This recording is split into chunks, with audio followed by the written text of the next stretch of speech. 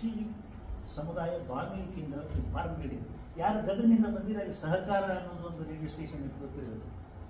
KVK ಪುದುಕೋಟಿ ಅಲ್ಲಿಂದೊಂದು ಕೃಷಿ ವಿಜ್ಞಾನ ಕೇಂದ್ರ ಐತಿ. ಆ ಸಹಕಾರಕ್ಕೆ ನೀವು ಅಲ್ಲಿ ಹೋದ್ರಿ ಸಮಿತಿ ಯಾವತ್ತರ ಹೋದ್ರೆ ಉಳ್ಪಟ್ಟಿಗೆ ಹೋದ್ರೆ ಜೊತೆಯಾಗಿ ನಿಮ್ಮ ಪ್ರೋಗ್ರಾಮ್ಗಳನ್ನ ರೆಕಾರ್ಡ್ ಮಾಡ್ಕೊತಾರ. ಏನೇ ಇರ್ಬೋದು, ಹಾಡು, ಜಾನಪದ, ಸೋಬಾನ, ಅದು ಇದು ಜೋಕಾಲಿ ಏನಾರ ಇರೋಲ್ಲ, ಅಥವಾ ವಿಚಾರ, ಭಾಷಣ ಅಂತ ಒಂದು ನಿಮ್ಮ ವೇದಿಕೆ ಆಗತ್ತ ಒಂದು ನಿಮ್ಮ ಪ್ರತಿಭೆ ತೋರಿಸ್ಲಿಕ್ಕೆ. ಅವ್ರು ಹೇಳ್ತಾರೆ ಯಾರಿಗಾರು ಪ್ರತಿಭೆ ಇದ್ರ ಬಗ್ಗೆ ದಿನ ಸಹಕಾರ ಕೇಳ್ತೀನಿ ನಾನು, ಯಾಕಂದ್ರೆ ನನ್ನದು ಗದಗ ಜಿಲ್ಲೆ ಅಭಿಮಾನ ಇತ್ತು ನನಗೆ. ಪ್ರಶ್ನೆ ಏನು, ನಿಮಗೆ ಭಾಗವಹಿಸ್ಬೇಕು ಅನ್ನೋ ಆಸೆ ಇದ್ರೆ ಅಥವಾ ಅದನ್ನು ಕಲಿಬೇಕು ಅನ್ನೋದಿದ್ರೆ ಆಯ್ತು. ಅದರ ಹಂಗೆ ಗದಗಿನವರು ಇಲ್ಲೇ ಈ ಧಾರವಾಡಕ್ಕೆ ಬಂದ್ರಿ, ಇಲ್ಲಿಂದ ಧಾರವಾಡ ಬಿಟ್ಟು ಓಡಿ ಹೋಗೋದ್ರಾಗ ಅಥವಾ ಓಡಿಸೋದಕ್ಕಿಂತ ಮೊದಲ ಇಟ್ಕೊಂಡ್ಮೇಲೆ ಯಾರು ಇಡೋದಲ್ಲ. ಇದು ಎಲ್ಲ ಕಡೆ ನೇಮನ ಇನ್ನೊಂದ್ಸರಿ ನೆನಪು ಅಂದ್ಕೊಂಡು ಹಾಗಾಗಿ ಕತಿಗೆ ಅಟಗತಿ ಇದ್ದಿರ್ತಾವೆ ನಮಗೆ. ದಿವಸ ತುಂಬಿದ ಮ್ಯಾಗ ಬ್ಯಾಡ್ ಅನಿಸಿದ್ರೆ ಅದನ್ನ ದೇಹ ಯಾವತ್ತೂ ಇಟ್ಕೊಳ್ಳೋದಿಲ್ಲ. ಕೀವ ಆಗಿತ್ತಂದ್ರೆ ಅದರ ಅರ್ಥ ಒಳಗಿನ ಬಿಳಿ ರಕ್ತಗಳು ಜಾಸ್ತಿ ಆಗ್ಯಾವ, ಅದನ್ನ ಹೊರಗೆ ಹಾಕ್ಬೇಕಂದ್ರೆ ಕೀವದ ಗುಳಿ ಹಾಕವ, ಪೂರ ಹಾಕವ, ಅದು ಹೊರಗೆ ಹೋಗ್ಬೇಕು ಹೊಲಸು. ಅಷ್ಟೇ ಮಟ್ಟಿಗೆ ಕೆಟ್ಟದ್ದು ಹೇಳಕತ್ತಿಲ್ಲ ನಾನು, ಒಳ್ಳೇದು ಹೇಳ್ತೀನಿ ನಾನು. ಒಳ್ಳೇದು ಏನು, ಗರ್ಭದೊಳಗೆ 9 ತಿಂಗಳ 9 ದಿವಸ, 10 ತಿಂಗಳ 10 ದಿವಸ, ಹಿಂಗೆ ಅವೆಲ್ಲ ಗರ್ಭಾವಸ್ಥೆ ಮುಗಿದ ಮೇಲೆ ಆ ತಾಯಿ ಸಹಿತ ತನ್ನ ಕರುನ ಒಳಗೆ ಇಟ್ಕೊಳ್ಳೋದಿಲ್ಲ, ಹೊರಗೆ ಒಗಿತಾಳ. ಅಂದ್ರೆ ಆಕಳ ಹೊರಗೆ ಒಗಿತಿದ್ದ ಒಂದು ಕಾರಣ ಸಾಕೋದ ನೀನು ಎಷ್ಟು ಇರ್ತಿ ಹೊಟ್ಟೆ ಅವನು ಹೊಚ್ಚೆಗೆ. ಬಹುಶಃ ತಾಯಿನೂ ಹಿಂಗೆ ವಿಚಾರ ಮಾಡೋದು ಗೊತ್ತಿಲ್ಲ ನನಗೆ. ಮನುಷ್ಯರ ಬಗ್ಗೆ ನಾವು ಮಾತಾಡೋದು ಯಾಕಂದ್ರೆ ನನಗಿಲ್ಲ, ನನಗಳ ಬಗ್ಗೆ ಸಾಧ್ಯ ಇದ್ದಷ್ಟು ಹೇಳಬಲ್ಲೆ ಅಧಿಕೃತವಾಗಿ. ಅದಕ್ಕೆ ನಾ ಹೇಳೋದಾದ್ರು ನಿಮ್ಮ ಏನೇ ಒಂದು ಅನಿಸಿಕೆ ಇದ್ರು ಎಂದು ಹೇಳಬೇಕಾದ್ರೆ ವೇದಿಕೆ ಬೇಕಾಗ್ತದೆ. ಆ ವೇದಿಕೆಯ ಮುಖಾಂತರ ನಿಮ್ಮ ಅನಿಸಿಕೆಗಳನ್ನು ಹೊರಗೆ ಹಾಕಬಹುದು ಅಂತ ಅವಕಾಶದಿಂದ ಧಾರವಾಡದಿಂದ ನಿಮ್ಮನ್ನ ಹೊರಗೆ ಹಾಕೋಕ್ಕಿಂತ ಮೊದಲ ಶಬ್ದ ಬಳಸಿದ್ದೀನಿ. ಸಮುದಾಯ ಬಾನುಲಿ ಕೇಂದ್ರಕ್ಕೆ ಹೋಗಿ ಯಾರಿಗಾರು ಇಂಟ್ರೆಸ್ಟ್ ಇದ್ರೆ ಆ ಮೇಡಮ್ ಅವ್ರ ನಂಬರ್ ಕೇಳಿದ್ರೆ ನಾನು ಕೊಡ್ತೀನಿ. ಆಮೇಲೆ ನಾನು ಹೇಳಿದ್ರೆ ಆ ಪದ್ಧತಿ ನನ್ನ ಹೆಸರು ನನ್ನ ವಾಟ್ಸಪ್ ನಂಬರ್ ಹೇಳ್ತಾರೆ, ನನಗೆ ಇಂಥದ್ದು ಅಡ್ರೆಸ್ ಬೇಕ್ರಿ, ಇಂಥ ವಿಳಾಸ ಬೇಕ್ರಿ ಅಂತ ಹೇಳ್ತಾರೆ. ಅಲ್ಲಿವರೆಗೆ ಅಲ್ಲಿ ಪ್ರಸಾರ ಆಗ್ತಿತ್ತು. ಪ್ರತಿ ಗುರುವಾರ ಬಗ್ಗೆ ನನಗೆ ಪ್ರೋಗ್ರಾಮ್ ಮಾಡ್ತಿದ್ದೆ. ಈಗ ನಡೆದ ಪ್ರತಿ ಸೋಮವಾರ ದಿವಸ 8:30 ಸುಮಾರು ಒಳಗಡೆ ಒಂದು ವಾರದ ಬಸ್ಸಿನ ಕಾರ್ಯಕ್ರಮ ಬರ್ತಾನೆ ಇರ್ತಿತ್ತು. ಅಲ್ಲೇ ಅವ್ರು ಹಿಂದೆ ಮಾಡಿದ್ದು ಎಲ್ಲೋ ರೆಕಾರ್ಡ್ ಹಾಕ್ತಾರೆ, ಮಣ್ಣೊಂದು ಯಾವ ಮಾಡ್ಕೊಂಡಿದ್ರು ಅದನ್ನ ಹಾಕ್ತಾ ಇರ್ತಾರೆ. ಅವರು ಯಾಕೆ ನಿಮಗೆ ಅವಕಾಶ ಇಟ್ಟಿದೆ. ಹೊಳ್ಳಿ ಮತ್ತು ಧಾರವಾಡಕ್ಕೆ ಬಂದು ಕೇಂದ್ರಕ್ಕೆ ಒಬ್ಬರ ಹೋಗ್ತಿದ್ರು ಆಗೋದಿಲ್ಲ. ಈಗ ಬರ್ತೀನಿ ಅಂದ್ರೆ ನಿಮ್ಮಲ್ಲಿ ಒಬ್ಬರು ಲೀಡರ್ ಆಗಲಿ, ಯಾರು ಡಾಕ್ಟರ್ ಬರ್ತಾರೆ ಅವ್ರಿಗೆ ಹೇಳ್ತೋಡ್ರಿ, ನಾನು ಹೇಳಿ ನಂಬರ್ ಕೊಡ್ತೀನಿ, ಅವ್ರು ಮಾತಾಡ್ಸಿರಿ ಅಂತ ನಿಮ್ಮ ಡಾಕ್ಟರ್ಗಳಿಗೆ ಅವ್ರು ಟೈಮ್ ಕೊಡ್ತಾರೆ. ಈ ಕೃಷಿನಲ್ಲಿ ಗದ್ದದಾಗ ಆಗೋದಿಲ್ಲ, ಒಂದು 2-3 ದಿವಸ ಬಿಟ್ಟು ನಿಮ್ಮ ಒಂದು ಪ್ರತಿಭೆಯನ್ನು ತೋರಿಸ್ತೀವಿ. ಹಂಗೆ ನಮಗಲ್ಲಿ ಮಾಸ್ತರ್ಗಿ ಮಾಡ್ಕೊತ ಕ್ಲಾಸ್ ಮೇಲೆ ಇದರದ್ದು ಕೃಷಿ ಮುನ್ನಡೆಯದ್ದು ಅದು ಇವತ್ತಿಗೊಂದು ಕಾಲ ಬರಕತ್ತೆ. ಇವತ್ತು ಪ್ರತಿ ತಿಂಗಳು ಒಂದು ಇರುತ್ತೆ ಜವಾರಿ ಬಸಣ್ಣ ಅಂತೇಳಿ. ಆ ಜವಾರಿ ಬಸಣ್ಣ ಎಲ್ಲ ಏರಿಕೆ ಹೋಗಿಲ್ಲ, ಮತ್ತು ಬೇರೆ ಕಾರ್ಯಕ್ರಮ ಕೊಡ್ತಿತ್ತು, ಪ್ರಸಾರ ಆಗ್ತಿತ್ತು ಗುರುವಾರಕ್ಕೊಂದು. ಆ ಗುರುವಾರದ್ದು ಒಂದು ರೆಕಾರ್ಡಿಂಗ್ ಅವಾಗಲೇ ಮಾಡಿ ಹಾಕ್ತಿದ್ರು. ಬಹುಶಃ 2 ವರ್ಷ 3 ವರ್ಷದಿಂದ ಹಾಕಿರೋ ರೆಕಾರ್ಡ್ ಇರಬೇಕು. ಹೆಚ್ಚು ಬೆನಿಫಿಟ್. ನನಗೆ ಯಾಕೆ ಇದು ಇಂಟ್ರೆಸ್ಟ್ ಬಂತು, ಯಾವುದೇ ವ್ಯಕ್ತಿ ಯಾವುದೇ ಫೀಲ್ಡ್ನಾಗಿ ಮಾಸ್ತರ್ಗಿ ಮಾಡಬೇಕಂದ್ರೆ ಮನುಷ್ಯ ಡಾಕ್ಟರ್ ಇರ್ಬೋದು, ಇಂಜಿನಿಯರ್ ಇರ್ಬೋದು, ಧರ್ಮದ ಡಾಕ್ಟರ್ ಇರ್ಬೋದು, ಅವ್ರು ಮಾಸ್ತರ್ ಆಗಿ ಕೆಲಸ ಮಾಡಬೇಕಂದ್ರೆ ಫೀಲ್ಡ್ ಅನುಭವ ಇರಬೇಕು, ಕ್ಷೇತ್ರದ ಅನುಭವ ಇರಬೇಕು, ಫೀಲ್ಡ್ನಾಗ ಕೆಲಸ ಮಾಡಿರ್ಬೇಕು. ಅದಕ್ಕೆ ನಾನು ಬೀದರ್ ಕಾಲೇಜ್ಗೆ ಹೋದಾಗ ಮಾತ್ರ 5 ವರ್ಷ ಏನೋ ಗಜೇಂದ್ರ ನಂತರ 5 ವರ್ಷ ಸರ್ವಿಸ್ ಆಗಿತ್ತು. ಗೋಶಾಲಿ ಅಂತ, ಗೋಶಾಲಿ ನೋಡಿ ಇಡೀ ರಾಜ್ಯದಲ್ಲಿ ಪ್ರಥಮ ಬಾರಿ ರಾಮಕೃಷ್ಣ ಹೆಗಡೆ ಓಪನ್ ಆಗಿತ್ತು, ಚೀಫ್ ಮಿನಿಸ್ಟರ್. ಆದರ್ಶ ಗೋಶಾಲೆಯಿಂದ ಹೆಸರು ತಗೊಂಡು ದೀಕ್ಷೆ ಆಮೇಲೆ ಬೇರೆ ಸಮಸ್ಯೆ ಅದೆಲ್ಲ ಕಲ್ತದ್ದು ಪಾಠ. ಆ ಪಾಠ ನನಗೆ ಇವ್ರಿಗೆ ಪಾಠ ಮಾಡೋಕ್ಕೆ ಇವೆಲ್ಲ BP ಹಿರೇಮಠ ಇವೆಲ್ಲ ಇವರೆಲ್ಲ ಬಂದಿರ್ತಾರೆ ನಿಮ್ಮ ಅಧಿಕಾರಿಗಳು. ಆ ಕಡೆ ಶ್ರೀಮಂತ ಮಠ, ಸಾಲಿಗೋಡ ಇವೆಲ್ಲ ನಮ್ಮ ಬೀದರ್ ಕಾಲೇಜ್ ಸ್ಟೂಡೆಂಟ್ಸ್ ಆಗಿ ಹೆಮ್ಮೆಯ ವಿಷಯ. ನಮ್ಮ ವಿದ್ಯಾರ್ಥಿಗಳು ಅತಿ ಉನ್ನತ ಮಟ್ಟಕ್ಕೆ ಹೋಗ್ಯಾರ, ರಾಷ್ಟ್ರ ಮಟ್ಟಕ್ಕೆ ಹೋಗ್ಯಾರ, IAS ಆಗ್ಯಾರ, IPS ಆಗ್ಯಾರ. ಎಷ್ಟು ಸಂತೋಷ. ತಂದೆ ತಾಯಿಗಳಿಗೆ ಮಕ್ಕಳು ದೊಡ್ಡವರ ಹೆಣ್ಣು ಖುಷಿ ಒಬ್ಬರಿಗೆ ಶಿಷ್ಯರು ಅವ್ರಿಗಿಂತ ಉನ್ನತ ಸ್ಥಾನಕ್ಕೆ ಹೋದ್ರೆ ಅದು ಸಂತೋಷ. ನಾನು ಹಂಗೆ ಕನ್ನಡ ಶಾಲೆ ನಾವು ಕಲಿಸಿಕೊಬ್ಬರು ಕೋಡಿಕಪ್ಪ, ನರೇಗಲ್ ಕೋಡಿಕಪ್ಪ ಯಾರು ಗೊತ್ತಿದ್ದೋ ಇಲ್ಲೋ, ತಡಿಸಿ ಅಂತ ಒಬ್ಬರು ಗುರುಗಳದ. ತಡಿಸಿ ಗ್ರೂಪಿಗೆ ಕೇವಲ 15-20 ದಿವಸದಿಂದ ಭೇಟಿ ಬಂದಿನಿ, ರೆಕಾರ್ಡ್ ಮಾಡ್ಕೊಂಡು ಬಂದೀನಿ. ಅವ್ರು ನಮ್ಮ ಶಾಲೆ ಕಲಿಸಿದ್ರು, ಪಾಠ ಹೇಳಕ್ಕೆ ಬರ್ತಿದ್ರು, ಮನೆಗೆ ಬಂದು ಪಾಠ ಹೇಳ್ತಿದ್ರು, ಅವ್ರ ಮನೆ ಪಾಠ ಹೇಳ್ತಿದ್ರು. ಒಂದು ದಿನ ಅವ್ರ ಕಡೆಯಿಂದ ಟ್ಯೂಷನ್ ತೊಗೊಳಿಲ್ಲ, ಅಷ್ಟು ಬಣ್ಣ ಅಂದ್ರೆ ಅವ್ರು ಏನಾದ್ರು ಶಾಲೆಯಾಗ ಪಾಠ ಹೇಳಬೇಕಂತ ಬಾರಪ್ಪ ಆಮೇಲೆ ಕುದುರ್ಬಾ ಓದ್ಬಾ ಅಂದ್ರೆ ನೀ ಅವ್ರಿಗೆ ಹೇಳಕ್ಕೆ. ನಾನು 3 ವರ್ಷ 4 ವರ್ಷ ಇದ್ದೆ. ನನ್ನ ನೆನಪಾದ ಹೇಳಿ ನೀವು ಹೇಳತ್ತೆ ನಾ ಯಾವಾಗ ಹಿಂಗೆ ಬಂದೆ ನಮ್ಮ ಅಪ್ಪರು ಹೇಳ್ತಾರೆ ಮೆಡಿಕಲ್ ಆಫೀಸರ್ ಇದ್ದು ಬಂದು ಮನೆಗೆ ಬಂದು ಬಹುಶಃ ಮುಂದಿನ ಟೈಮ್ ಈಗ ಹೊರ ಹೊಂಟಿದ್ರೆ ಪ್ಯಾಂಟ್ ಹಾಕೊಳಕ್ಕೆ ಇನ್ನೂ ಬರೀದೆ ಚಟ್ನಿ ಮೇಲೆ ಪಟ್ಪಟ್ಟಿ ಚಟ್ನಿ ಇದ್ದಾವ ಲುಂಗಿ ವಸ್ತ್ರ ಹಿಂಗೆಲ್ಲ ಹಾಕೊಳೋದಿತ್ತು ನನ್ನ ಮಾತು ಕೇಳಿದ್ರು ಸಿಟ್ಟಿಗೆ ಅಂದವ್ರ ಕೈಯಲ್ಲಿ ಹೋದಾಗ ಬಡಿಗೆ ಹಿಡ್ಕೊಂಡು ಬೆನ್ನು ಹಾಕಿದ್ರು ನಾವು ಓಡ್ಕೊಂಡು ಬಂದೆ ನರೇಗೆಲ್ಲ ದ್ಯಾಮವ್ವನ ಗುಡಿದಾಗ ಹೊರಗಡೆ ಬಂದು ಕಟ್ಟಿ ಬಸವಣ್ಣನ ಗುಡಿ ಐತಿ ಮೇನ್ ರೋಡ್ ಅಲ್ಲಿವರೆಗೆ ಓಡ್ಕೊಂತ ಬಂದಿನ ನನ್ನಿಂದ ನಮ್ಮ ಅಪ್ಪರ ಕೈಯಾಗ ಬಡಿ ಹಿಡ್ಕೊಂಡು ಆಟೋದಲ್ಲಿ ಬಂದ ಎಲ್ಲರೂ ಏನು ಡಾಕ್ಟರ್ ಹಿಂಗೆ ಮೆಡಿಕಲ್ ಆಫೀಸರ್ ಇದ್ರು ಹಿಂಗೆ ಚಟ್ನಿ ಮೇಲೆ ಯಾಕೆ ಕೊಡಕತ್ತೀರಿ ಅಲ್ಲ ಅವ್ರಿಗೆ ಎಷ್ಟು ಸಿಟ್ಟು ಬಂದಿರ್ತದೆ ಈಗ ನನ್ನ ಮಗ ಸಾಯಿ ಏನಂತ ಮುಂದೆ ಮಾಸ್ತರ್ಗೇನ ಹಿಂಗಂತ ನೀವ ಅಂತ ಹುಡುಗರು ಪಾಪ ಎಂತ ಎಲ್ಲಾನು ಹೊಟ್ಟೆಗೆ ಹಾಕೊಂಡು ಚಾಕ್ಲೇಟ್ ಕೊಟ್ಟು ನಮ್ಗೆ ಆಮೇಲೆ ಸ್ವಲ್ಪ ಹೇಳಕ್ಕೆ ಹೋದ್ರೆ ಆದ್ರೂ ನಾನು ಕೇಳಿಲ್ಲ ಚಾಕ್ಲೇಟ್ ತಿಂದೆ ಆ ಗುರುಗಳನ್ನು ಕೇವಲ 15-20 ಜೀವ ರೆಕಾರ್ಡ್ ಮಾಡ್ಕೊಂಡು ಬಂದ್ರೆ ಎಲ್ಲ ಅವ್ರು ಇಷ್ಟು ಸಂತೋಷಪಟ್ಟರು ಆತಪ್ಪ ಭಾಳ ಚಲೋ ಆಗ್ತದೆ ಸರ್ ನಾಳೆ ಅವ್ರು ರಿಟೈರ್ ಆಗಿ 20 ವರ್ಷ ಆಯ್ತು 25 ವರ್ಷ ಆಯ್ತು ನಾನು 4 ವರ್ಷ ಆಗ್ತದೆ ಅವ್ರು ನೆನೆಸ್ಕೊಂಡೆಲ್ಲ ಅವ್ರಿಗೆ ಖುಷಿ ಅನಿಸ್ತು ಹಂಗೆ ಶಿಷ್ಯರು ಅಥವಾ ವಿದ್ಯಾರ್ಥಿಗಳು ತಮಗಿಂತ ಮೇಲೆ ದರ್ಜೆಗೆ ಹೋದರೆ ಉನ್ನತ ಸ್ಥಾನಕ್ಕೆ ಬಂದರೆ ಆ ಶಿಕ್ಷಕರಿಗೆ ಪಾಲಕರಿಗೂ ಬಹಳ ಸಂತೋಷ. ಇದು ನೀವು ಆ ಸ್ಥಾನಕ್ಕೆ ಬಂದಾಗ ಗೊತ್ತಾಗುತ್ತೆ. ಕೆಲವೊಂದನ್ನು ಅನುಭವಿಸಿ ನೋಡಬೇಕು ಹೊರತು ಹೇಳಿದರೆ ಕೇಳಿದ್ರೆ ಗೊತ್ತಾಗಲ್ಲ. ನೀವು ಆ ಸ್ಥಾನಕ್ಕೆ ಬಂದು ನಿಮ್ಮ ಮಕ್ಕಳು ಮೊಮ್ಮಕ್ಕಳು ಯಾವುದೋ ಒಂದು ದೇಶದ ಉನ್ನತ ಅಧಿಕಾರಿ ಆಗಿದ್ದರೆ ಅಥವಾ IAS ಪಾಸ್ ಆಗಿದ್ದರೆ ಹೀಗೇನೋ ಆದಾಗ ನಿಮಗೆ ಅನಿಸ್ತು ಓಹ್ ನಾನು ಬರೀ 7ನೇ ಪಾಸು 8ನೇ ಪಾಸು SSLC ಪಾಸು ನಮ್ಮ ಮಗ IAS ಎಷ್ಟು ಹೆಮ್ಮೆ ಅನಿಸುತ್ತೆ. ಹಂಗೆ ಇರಲಿ. ಈಗ ಹೇಳ್ಬೇಕಾದ್ರೂ ಆ ಕೃಷಿ ಸಮುದಾಯ ಬಾನುಲಿ ಕೇಂದ್ರ ಇಂಟರ್ವ್ಯೂ ಆದಾಗ ಇಂಥವೆಲ್ಲ ಪ್ರಶ್ನೆ ಕೇಳಿದ್ರು ನೀವು ಹೇಳ್ಕೋಬೋದು ಮಾತಾಡ್ಬೋದು. ಈ ಕೆಚ್ಚಲ್ಗೆ ನೀವು ಬಂದಾಗ ಯಾಕೆ ಇಷ್ಟೆಲ್ಲ ಬಂತು ಪ್ರಶ್ನೆ? ಪ್ರತಿ ವಾರನೂ ಒಂದೊಂದು ವಾರದ ಬಸ್ಸಿನ ಅಂತ ಹೆಸರು ಅದಕ್ಕೆ ಪ್ರತಿ ವಾರ ಒಂದೊಂದು ಕಾರ್ಯಕ್ರಮ ಕೊಡ್ತಿದ್ದೆ. ಅದು ಇನ್ನೂ ನಡೆದ ಅದರೊಳಗೆ ಒಂದು ಬಂದಿತ್ತು ಅವ್ರು ಕೆಚ್ಚಲ್ ಮೇನಿ. ನಮ್ಗೆ ಯಾರು ಬಂದು ಸರ್ ವಾಟ್ ಈಸ್ ಮೆಸ್ಟೈಟಿಸ್ ಅಂತ ಕೇಳೋದಿಲ್ಲ ರೈತ ಬಂದು ಏನು ಹೇಳ್ತಾರೆ, ಸರ್ ನಮ್ಮದು ಆಕಳದ ಹಾಲು ಹೊಡೆಯಕತ್ತವ್ರಿ,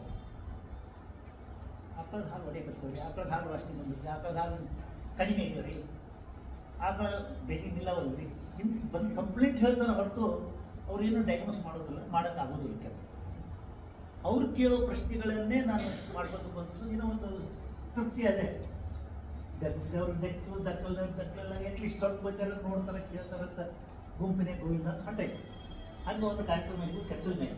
ಇವತ್ತು ಒಂದು ಕಾರ್ಯಕ್ರಮ ಈ ವಿಷಯ ಕೊಟ್ಟದ್ದು ನೋಡೋಣ ಸಾಧ್ಯದಲ್ಲಿ ಮುಗಿಸೋ ಪ್ರಯತ್ನ ಮಾಡ್ತೀವಿ. ಊಟ ಎಷ್ಟೈತ್ರಿ?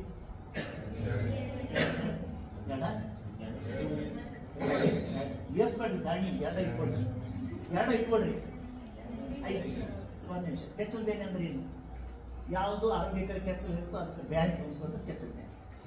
ಯಾವಾಗ ಬರುತ್ತೆ ಸ್ವಲ್ಪ ವಿವೇಕನ ಓದ್ತಾನೆ ಮಸ್ತಾರ ಕೇಳ್ಕೊತ ನಡಿ ಹೇಳ್ಕೊತ ಬರ್ತೀನಿ. ಕೃಷಿ ಸಮುದಾಯ ಬಾನುಲಿ ಕೇಂದ್ರದ ಕೇಳುಗರಿಗೆಲ್ಲ ಜವಾರಿ ಬಸಣ್ಣನ ನಮಸ್ಕಾರಗಳು. ಈಗಾಗಲೇ 3 ವಾರ ಆಯಿತು. 4ನೇ ವಾರ ನಾವೀಗ ಗದಗನಿಂದ MS ಪಾಟೀಲ್ ಅನ್ನುವರು ಕೇಳಿದಂಥ ಒಂದು ಪ್ರಶ್ನೆಗೆ ಜವಾರಿ ಬಸಣ್ಣ ಕಡಿಗೋಲು ಅಂಕಣದಲ್ಲಿ ಕೊಟ್ಟಂಥ ಉತ್ತರದ ಬಗ್ಗೆ ಚರ್ಚೆ ಮಾಡೋಣ. ಕೆಚ್ಚಲು ಬಾವು ಬಂದು ಬಹಳ ಲುಕ್ಸಾನ್ ಆಗೈತ್ರಿ. ಕೆಚ್ಚಲು ಬಾವು ಬಂದು ಬಹಳ ಲುಕ್ಸಾನ್ ಆಗೈತ್ರಿ. ಇಲ್ಲ ಸ್ವಲ್ಪ ಪ್ರಗತಿಪರ ರೈತರು ತಮ್ಮ ಕೆಚ್ಚಲ ಆಕಳದ್ದು ಎಣ್ಣೆ ಕೆಚ್ಚಲ ಬಾವು ಬಂದಿತ್ತು ಅನ್ನೋದು ಅವ್ರಿಗೆ ಗೊತ್ತಾಗಿತ್ತು. ಎಲ್ಲರಿಗೂ ಗೊತ್ತಾಗುತ್ತೆ ಅಂತ ಹೇಳೋದಿಲ್ಲ, ಕೆಲವ್ರಿಗೆ ಗೊತ್ತಾಗೋದೇ ಇಲ್ಲ. ಅದಕ್ಕೆ ಈ ಪ್ರಗತಿಪರ ರೈತ ಆ ರೀತಿ ಕೇಳಿದ ಪ್ರಶ್ನೆನ ಗದಗನಿಂದ ಕೇಳಿದ ಪ್ರಶ್ನೆ MS ಪಾಟೀಲ್ರು ಗದಗನಿಂದ ಈ ರೀತಿ ಕೇಳ್ತಾರೆ, ನಮ್ಮ ಹಿಂಡೂ ಆಕಳ ಈ ವರ್ಷ ನಮಗೆ ಬಹಳ ಲುಕ್ಸಾನ್ ಮಾಡೈತ್ರಿ. ಒಂದು ದಿನಕ್ಕೆ 10 ಲೀಟರ್ ಹಾಲು ಕೊಡ್ತಿದ್ರೆ ಈಗೆಲ್ಲ ಸೇರಿ 3-4 ಲೀಟರ್ ಬಂದ್ರೆ ಜಾಸ್ತಿ ಆಯ್ತ್ರಿ. 4 ಮಲಿ ಮೊದಲ ಬರೋಬ್ಬರಿನೇ ಇದ್ದು ರೀ, ಈಗ 2 ಅಪುಟ ಬಂದಾಗ್ಯಾವ. ಹಿಂದಕ್ಕೆ ಆರಾಮಿಲ್ದಾಗ ಡಾಕ್ಟರು ಕೆಚ್ಚಲು ಬ್ಯಾನಿ ಬಂದೈತಿ, ಈ ಸರಿ ನೀವು ಹಾಲು ನಿರೀಕ್ಷೆ ಮಾಡಬೇಡ್ರಿ, ಅಷ್ಟೇ ಅಲ್ಲ ದನಕ್ಕೆ ಪ್ರಾಣಕ್ಕೆ ಅಪಾಯ ಏನಾಗಿಲ್ಲ. ಅದರ ಇದು ಕೆಚ್ಚಲ್ ಬ್ಯಾನ್ ಬಂದ್ಬಿಟ್ಟು ಸಾಯ್ತಾ ಉಂಟಲ್ಲ ಅದನ್ನ ಮೇನ್ ಫಂಕ್ಷನ್ ಅದ್ರ ಉದ್ಯೋಗ ಏನು? ಈಗ ಹಾಲು ಈಗ ನೋಡ್ರಿ ಆಕ್ಚುಲಿ ಅನಾಟಮಿ ಅನ್ನೋ ವಿಷಯ ಇದ್ರೂ ಕೂಡ ಅಂಗರಚನಾಶಾಸ್ತ್ರ ಮತ್ತು ಶರೀರ ರಚನಾ ಇದು ಕ್ರಿಯಾಶಾಸ್ತ್ರ ಅಂದ್ರೆ ಫಿಸಿಯಾಲಜಿ ಎರಡು ಕೂಡ ಹೋಗ್ತದೆ. ಈಗ ಒಂದು ಗಡಿಯಾರ ಅಷ್ಟೇ ಇದ್ರೆ ಅದು ಅನಾಟಮಿ. ಗಡಿಯಾರದಾಗ ಏನದಾವ ಮುಳ್ಳು ಅದಾವ ಅದು ಅನಾಟಮಿ. ಮುಳ್ಳು ಹೆಂಗೆ ತಿರುಗ್ತಾವ, ಮುಳ್ಳು ತಿರುಗಿದ್ರೆ ಏನಾಗುತ್ತೆ, ಅದು ಹಿಂದೆ ಸೆಲ್ ಯಾಕೆ ಬೇಕು, ಇದು ಫಿಸಿಯಾಲಜಿ. ಒಂದು ಯಂತ್ರವನ್ನು ತಗೊಂಡ್ವಿ ಅಂದ್ರೆ ಯಂತ್ರದ ಭಾಗಗಳನ್ನು ಹೇಳೋದು ಅನಾಟಮಿ. ಅಂದ್ರೆ ದೇಹದ ಭಾಗಗಳನ್ನು ಹೇಳೋದು ಅನಾಟಮಿ. ಮನುಷ್ಯ ದನ ಎಲ್ಲ ಒಂದೇ. ಆದ್ರೆ ಅದ್ರ ಕ್ರಿಯೆ, ಯಾವ ಕ್ರಿಯೆ ಹೆಂಗಾಗುತ್ತೆ, ಶರೀರ ಕ್ರಿಯೆಗಳು ಹೆಂಗೆ ನಡೀತಾವ, ಊಟ ಮಾಡೋದೇನು, ಉಸಿರಾಡಿಸೋದು ಅಂದ್ರೆ ಏನು, ರಕ್ತ ಪರಿಚಲನ ಅಂದ್ರೆ ಏನು, ಅದು ಏನು ಅಂತ ಹೇಳೋದಿರ್ತಲ್ಲ ಅದು ಶರೀರ ಕ್ರಿಯಾಶಾಸ್ತ್ರ, ಕ್ರಿಯೆ. ಹಂಗೆ ಇಲ್ಲಿ ಅನಾಟಮಿ ಬಂತು, ಫಿಸಿಯಾಲಜಿ ಏನಂತ ಇಲ್ಲಿ ರೈತನ ಬಾಯಿಂದನೇ ಬರ್ತದೆ. ಹಾಲು ಮೊದಲು ಭಾಳ ಬರ್ತಿದ್ರು, ಈಗ ಕಡಿಮೆ ಬರಕತ್ತದೆ. ಇದು ಮೊದಲನೇ ಲಕ್ಷಣ. ಇನ್ನೂ ಭಾಳ ಅದಾವ, ಬರುವಂತ ನೀವು ಒಂದೊಂದೇ ಗೊತ್ತಾಗ್ತದೆ. ರೈಟ್, ಸಲುವಾಗ್ಯಾರ ಸಂತೋಷ ಪಡ್ರಿ. ಸ್ವಚ್ಛತಾ ಇರ್ಲಾರ್ದಕ್ಕ ಇದೆಲ್ಲಾನು ಹಿಂಗಾಕೈತಿ, ಇದೆಲ್ಲದಕ್ಕೂ ಕಾರಣ ಆಗೈತಿ. ಎಲ್ಲದಕ್ಕೂ ಸ್ವಚ್ಛತೆನೇ ಮೂಲ ಕಾರಣ. ನಮ್ಮ ದನ ಅಂದ್ಕೂಡೆ ನಾವು ಭಾಳ ಅದೇನು ದನ ಹೌದು, ಸೃಷ್ಟಿಯೊಳಗೆ ಎಮ್ಮೆ ಆಯ್ತು ಆಕಳಾಯ್ತು ಮನುಷ್ಯರಿಗಿಂತ ಎಷ್ಟೋ ಕಾಲ ಮೇಲೆ ರೋಗ ತಡ್ಕೊಳ್ಳೋದ್ರೆ, ರೋಗ ತಡ್ಕೊಳ್ಳೋ ಶಕ್ತಿ ಭಾಳ ಮೇಲು. ಯಾಕಂದ್ರೆ ಅವ್ರು ಸಿಕ್ಕದ್ದು ಮಿರ್ಚಿ ಬಜ್ಜಿ ತಿನ್ನೋದಿಲ್ಲ, ಸಿಕ್ಕದ್ದು ತಲೆಯ ದುರಾಲೋಚನೆ ಹಾಕೊಳ್ಳೋದಿಲ್ಲ. ಎಮ್ಮೆ ಆಕಳ ಆಲೋಚನೆಯೇ ಬರೋದಿಲ್ಲ ಅವ್ರು. ಹೀಗಾಗಿ ಅವ್ರಿಗೆ ರೋಗಗಳು ಭಾಳ ಕಡಿಮೆ ಮನುಷ್ಯರಿಗೆ ಹೋಲಿಸಿದ್ದು. ಮನುಷ್ಯರಿಗೆ ಇಲ್ಲದ್ದೆಲ್ಲ ಜಂಟು ಬರ್ತಾರೆ, ಯಾಕಂದ್ರೆ ತೆಗೆದು ಇಟ್ಬಿಡುತ್ತಾನೆ ನೋಡಿ ಅವೆಲ್ಲ ಇದೆ. ಇಲ್ಲಿ ದನಕ್ಕೆ ಹಿಂಡು ದನಗಳಿಗೆ ಈ ಕೆಚ್ಚಲು ಬಾವು ಅಥವಾ ಕೆಚ್ಚಲು ಬ್ಯಾನಿ ಬರಬಾರ್ದು, ಬರುವುದನ್ನು ನೋಡ್ಕೊಳ್ಳೋದು ರೈತರ ಕೈಯೊಳಗೆ ಐತಿ ಅಂತ ಹೇಳಿದ್ದಾರೆ. ಇದ್ರ ಬಗ್ಗೆ ಇನ್ನಷ್ಟು ಮಾಹಿತಿ ಕೊಡ್ರಿ ಅಂತ ಅವ್ರು ಮತ್ತೆ ತಮ್ಮ ದವಾಖಾನೆಗೆ ಹೋಗಿ ಕೇಳಿರ್ತಾರ, ಯಾರೋ ಅನುಭವಿಸ್ತಾರೆ ಹೇಳಿರ್ತಾರೆ, ಕೇಳಿ ಮಾಹಿತಿ ಇರ್ತಾರೆ, ಪತ್ರ ಬರೋದು ಫೋನ್ ಮಾಡಿ ಕೇಳಿರ್ತಾರೆ, ಅವ್ರಿಗೆ ಉತ್ತರ ಕೊಡೋದಿಲ್ಲ. ಹೌದ್ರಾ? ಪ್ರಶ್ನೆ ಅವ್ರದ್ದಿರ್ತ ಉತ್ತರ. ಅವರು ಪ್ರಶ್ನೆ ಕೇಳಿದ್ರು ಗದಗ್ನಿಂದ ಶ್ರೀ MS ಪಾಟೀಲ್ ಅವರು. ಇದು ಕೆಚ್ಚಲ ಬಾವಿನ ಬಗ್ಗೆನೆ ಕಡಿಗೋಲ ಅಂಕಣದೊಳಗೆ ಜವಾರಿ ಬಸವಣ್ಣ ಉತ್ತರ. ಗದಗ್ನ MS ಪಾಟೀಲ್ 9-10 ತಿಂಗಳು ಕಣ್ಣಲ್ಲಿ ಕಣ್ಣಿಟ್ಟು ಜೋಪಾನ ಮಾಡಿ ಕೊನೆಗೆ ಕರು ಹಾಕುವಾಗಲೂ ಹೆಚ್ಚಿನ ಕಾಳಜಿ ಮಾಡಿ ಹಾಲಿನ ಉತ್ತಮ ಇಳುವರಿಯ ನಿರೀಕ್ಷೆಯಲ್ಲಿರುವಾಗ ಕೆಚ್ಚಲು ಬಾವು ಅಥವಾ ಬೇನೆ ಕಾಣಿಸಿಕೊಂಡ್ರೆ ಭ್ರಮ ನಿರಸನವಾಗುತ್ತದೆ. ಬಹಳ ನಿರಾಸೆ ಆಗುತ್ತೆ ಮನುಷ್ಯ, ಬಹಳ ಆಸೆ ಇಟ್ಕೊಂಡಿರ್ತಾನೆ. ಎಲ್ಲಿ ಆಸೆ ಇಟ್ಕೊಂತ ನಾವು ನಿರಾಸೆ ಗ್ಯಾರಂಟಿ. ಅಂದ್ರೆ ದುರಾಸೆಗೆ ದುಃಖಕ್ಕೆ ಕಾರಣ ಅಂತ ಯಾರೋ ಮಹಾತ್ಮ ಬುದ್ಧನ ಯಾರೋ ಹೇಳಿ ವಾದ ಹಂಗೆ ನಾವು ದುರಾಸೆ ಇಟ್ಕೋಬಾರ್ದು. ಆಸೆ ಇಟ್ಕೋಬೇಕು, ಜೀವನದಾಗ ಆಸೆ ಇಟ್ಟರೆ ಬದುಕ್ತಾನೆ, ಆದ್ರೆ ದುರಾಸೆ ಇಟ್ಕೋಬಾರ್ದು. ಇಲ್ಲಿ ಆಕಳ ಸಾಕಿದಾಗ ಎಲ್ಲ ಮಾಡಿದ್ರು, ಜೋಪಾನ ಮಾಡಿದ್ರು, ಎಲ್ಲ ಮಾಡಿದ್ರು, ನಮ್ಗೆ ಹಾಲು ಕೊಡಲಿಲ್ಲ ಅನ್ನೋದು ಮತ್ತಿಷ್ಟು ನಿರಾಸೆ ಇಟ್ಟಿರ್ತಾರೆ. ಯಾಕಾತು ಆ ತ್ರಾಸೆ ಯಾಕಾಯ್ತು ಅನ್ನೋದು ತಿಳ್ಕೊಳ್ಳೋದು ವೈಜ್ಞಾನಿಕ ಹಿನ್ನೆಲೆ. ಏಕೆಂದರೆ ಹಾಲು ಉತ್ಪಾದಿಸುವ ಗ್ರಂಥಿಗಳು ಅಂದ್ರೆ ಕೆಚ್ಚಲು ರೋಗ ಪೀಡಿತವಾದರೆ ಎಲ್ಲಿಂದ ಬರಬೇಕು ಹಾಲು? ಸೂಕ್ಷ್ಮಾಣು ಜೀವಿಗಳು ಹಾಗೂ ಹಾನಿಕಾರಕ ವಸ್ತುಗಳು ಹಾಲಿನಲ್ಲಿ ಭೌತಿಕ, ರಾಸಾಯನಿಕ ಅಥವಾ ಜೈವಿಕ ಬದಲಾವಣೆಗಳನ್ನು ಉಂಟು ಮಾಡಿ ಕೆಚ್ಚಲಕ್ಕೆ ಹಂಗಾರೆ ಯಾಕೆ ಬರ್ತಿರೋದ ಸಂಕ್ಷಿಪ್ತ ಹೇಳ್ಬೇಕು. ತನಿತಾನ ಬರೋದಿಲ್ಲ. ಒಂದು ಹೊರಗಿನಿಂದ ಏನಾದರೂ ಬ್ಯಾಕ್ಟೀರಿಯಾ, ವೈರಸ್ಸು, ಫಂಗಸ್ ಇತ್ಯಾದಿ ರೋಗ ಕ್ರಿಮಿಗಳು ಅವು ಹೆಂಗೆ ಬರ್ತಾವ? ಸ್ವಚ್ಛತೆ ಇಲ್ಲ. ಮನುಷ್ಯ ಹಾಲು ಹಿಂಡು ಮುಂದವ ಹಿಂಡ್ಕೊಂತಿರ್ತಾನೆ, ಇದ್ದಾಗ ಚುಟ್ಟ ಸೇರ್ತಿರ್ತಾನೆ ಅಥವಾ ಹಿಡಿತಿರ್ತಾನೆ, ಚುಟ್ಟ ಪೀಸ್ ಅಂದ್ರೆ ಹಾಲಿನಾಗ ಒಗಿತಾನೆ, ಏನೇನೋ ಮಾಡ್ತಾನೆ, ಅದಕ್ಕೆ ಸೆಗಣಿ ಬೆಳೆದಿರ್ತಾನೆ, ಅದನ್ನ ಕೆಚ್ಚಲ ಹಿಡಿತಾನೆ, ತೊಳೆಯೋದಿಲ್ಲ.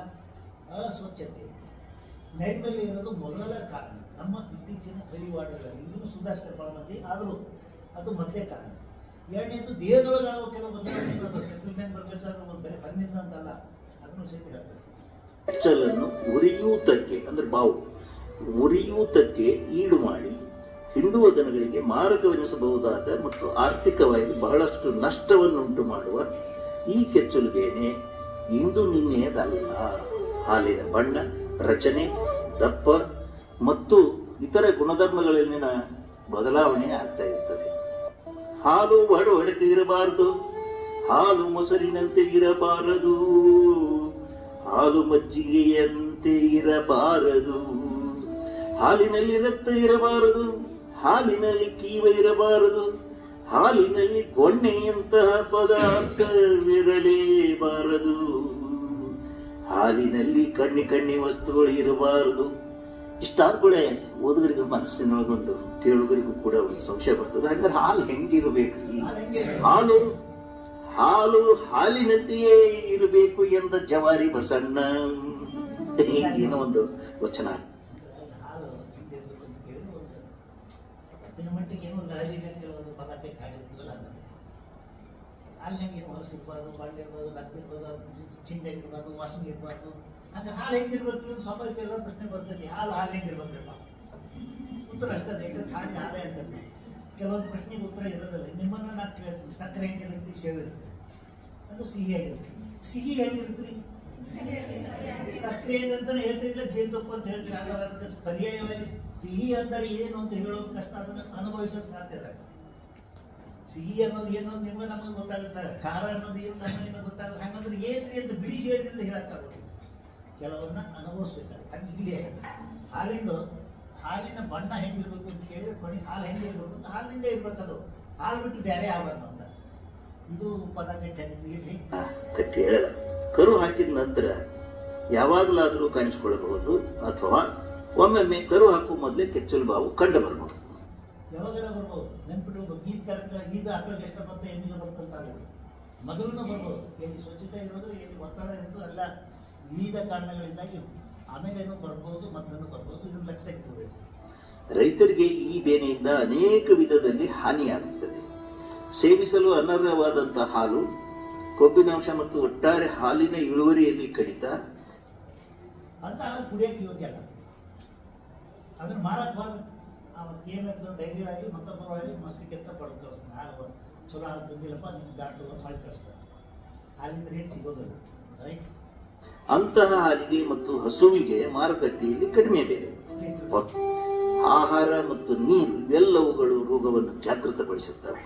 ಹಿಂಡುವ ದನಗಳ ಆಹಾರದಲ್ಲಿ ಪೌಷ್ಟಿಕಾಂಶಗಳ ಕೊರತೆ ಹೆಚ್ಚಾದಂತೆ ಹಸುವು ಮೇವು ತಿನ್ನುವುದನ್ನು ಕಡಿಮೆ ಮಾಡುತ್ತದೆ.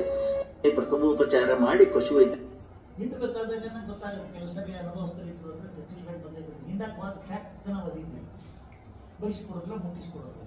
ಮುಟ್ಟಿದ್ರೆ ಕೆಚ್ಚಲು ಬೆಚ್ಚಗಿರುತ್ತೆ.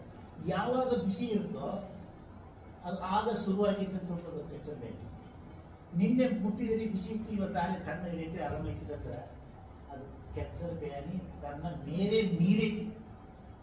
ಏನೇನು ಪರಿಣಾಮ ಬೀರಬೇಕಾಗಿತ್ತು ಕೆಚ್ಚಲ ಅನ್ನೋದು ಕೊಬ್ಬರಿ ಜುಬ್ಬು ಅನ್ನಂಗೆ ಇದು ಒಳಗೆ ಕೆಚ್ಚಲ ಅನ್ನೋದು ಪರಿಣಾಮ ಬೀರಿ ಅದು ತಣ್ಣಗಾಗತ್ತೆ. ತಣ್ಣಗಾಗೋದು ಒಳ್ಳೆಯ ಲಕ್ಷಣ ಅಲ್ಲ. ಕೆಚ್ಚಲ್ ಬೇನೆಗ ಬಿಸಿ ಇರಬೇಕಿದ್ದು. ನಿಮಗೊಂದು ಸೂತ್ರ ಹೇಳ್ತೀನಿ ನಾನು, ದೇಹದ ಒಂದು ಆರೈಕೆ ಸೂತ್ರ ಏನು. ಈ ಕಾಲು ಒಳಿತೈತಿ ಅಥವಾ ಪೆಟ್ಟು ಬೀಳ್ತೈತಿ ಏನೋ ಅಂದಾಗ ರಕ್ತ ಸಂಚಾರ ಮಮ್ಮಿ ತುಂಬ ಜಾಸ್ತಿ ಆಗೈತೆ. ಅವಾಗ ಸುಡ್ತೈತಿ, ಬಾವು ಬರ್ತೈತಿ. ಕೈ ಒಳಿತು, ಕೈ ಬಾವು ಬರ್ತೈತಿ ನೋಡಿ. ಎಲ್ಲೊಬ್ಬರು ಸಿಕ್ಕೊಂಡಿರ್ತೈತೆ, ಬಾವು ಬರ್ತೈತಿ. ಆ ಬಾವು ಬರೋದು ಅದನ್ನು ಆರಾಮ್ ಮಾಡಕ್ಕೆ ಬರುತ್ತೆ. ಅಲ್ಲಿ ರಕ್ತ ಸಂಚಾರ ಜಾಸ್ತಿ ಆಗುತ್ತೆ. ಅಥವಾ ಏನಾದರೂ ತಡೆಗಟ್ಟಿದ್ದರೆ ಎಲ್ಲರೂ ಮುರಿದಿದ್ರೆ ಬಾವು ಬರ್ತೈತಿ. ಅಂತ ಹೊತ್ತಿನಾಗ ನಾವೇನು ಔಷಧ ವಿಚಾರ ಮಾಡಬೇಕು? ಪ್ರಥಮ ಚಿಕಿತ್ಸೆ ಅದನ್ನು ತಣ್ಣಗೆ ಮಾಡಬೇಕು. ತಣ್ಣಗೆ ಮಾಡಬೇಕು. ಯಾವಾಗ ಅದು ಬಿಸಿ ಹೆಚ್ಚಿರುತ್ತೆ ಕಡಿಮೆ. ಆದರೆ ಎಷ್ಟೋ ಸರಿ ಏನೇ ಬಿಡ್ತಾ ಅದು ಮೊದಲೇ ತಣ್ಣಗಾಗಿ ಹೋಗಿರ್ತಾ, ಆಮೇಲೆ ಅದನ್ನ ಮತ್ತಿದ್ದು ತಣ್ಣೀರು ಪಟ್ಟಿ ಪಡನೆ ಮಾಡಿದ್ರೆ ಆಗೋದಿಲ್ಲ. ಅವಾಗ ಐಡೆಕ್ಸ್ ಅಂತ ಮಲ ಮಾಡಿಸ್ಬೇಕು. ಅದು ರಕ್ತ ಸಂಚಾರ ಹೆಚ್ಚಿಗೆ ಮಾಡೋದು.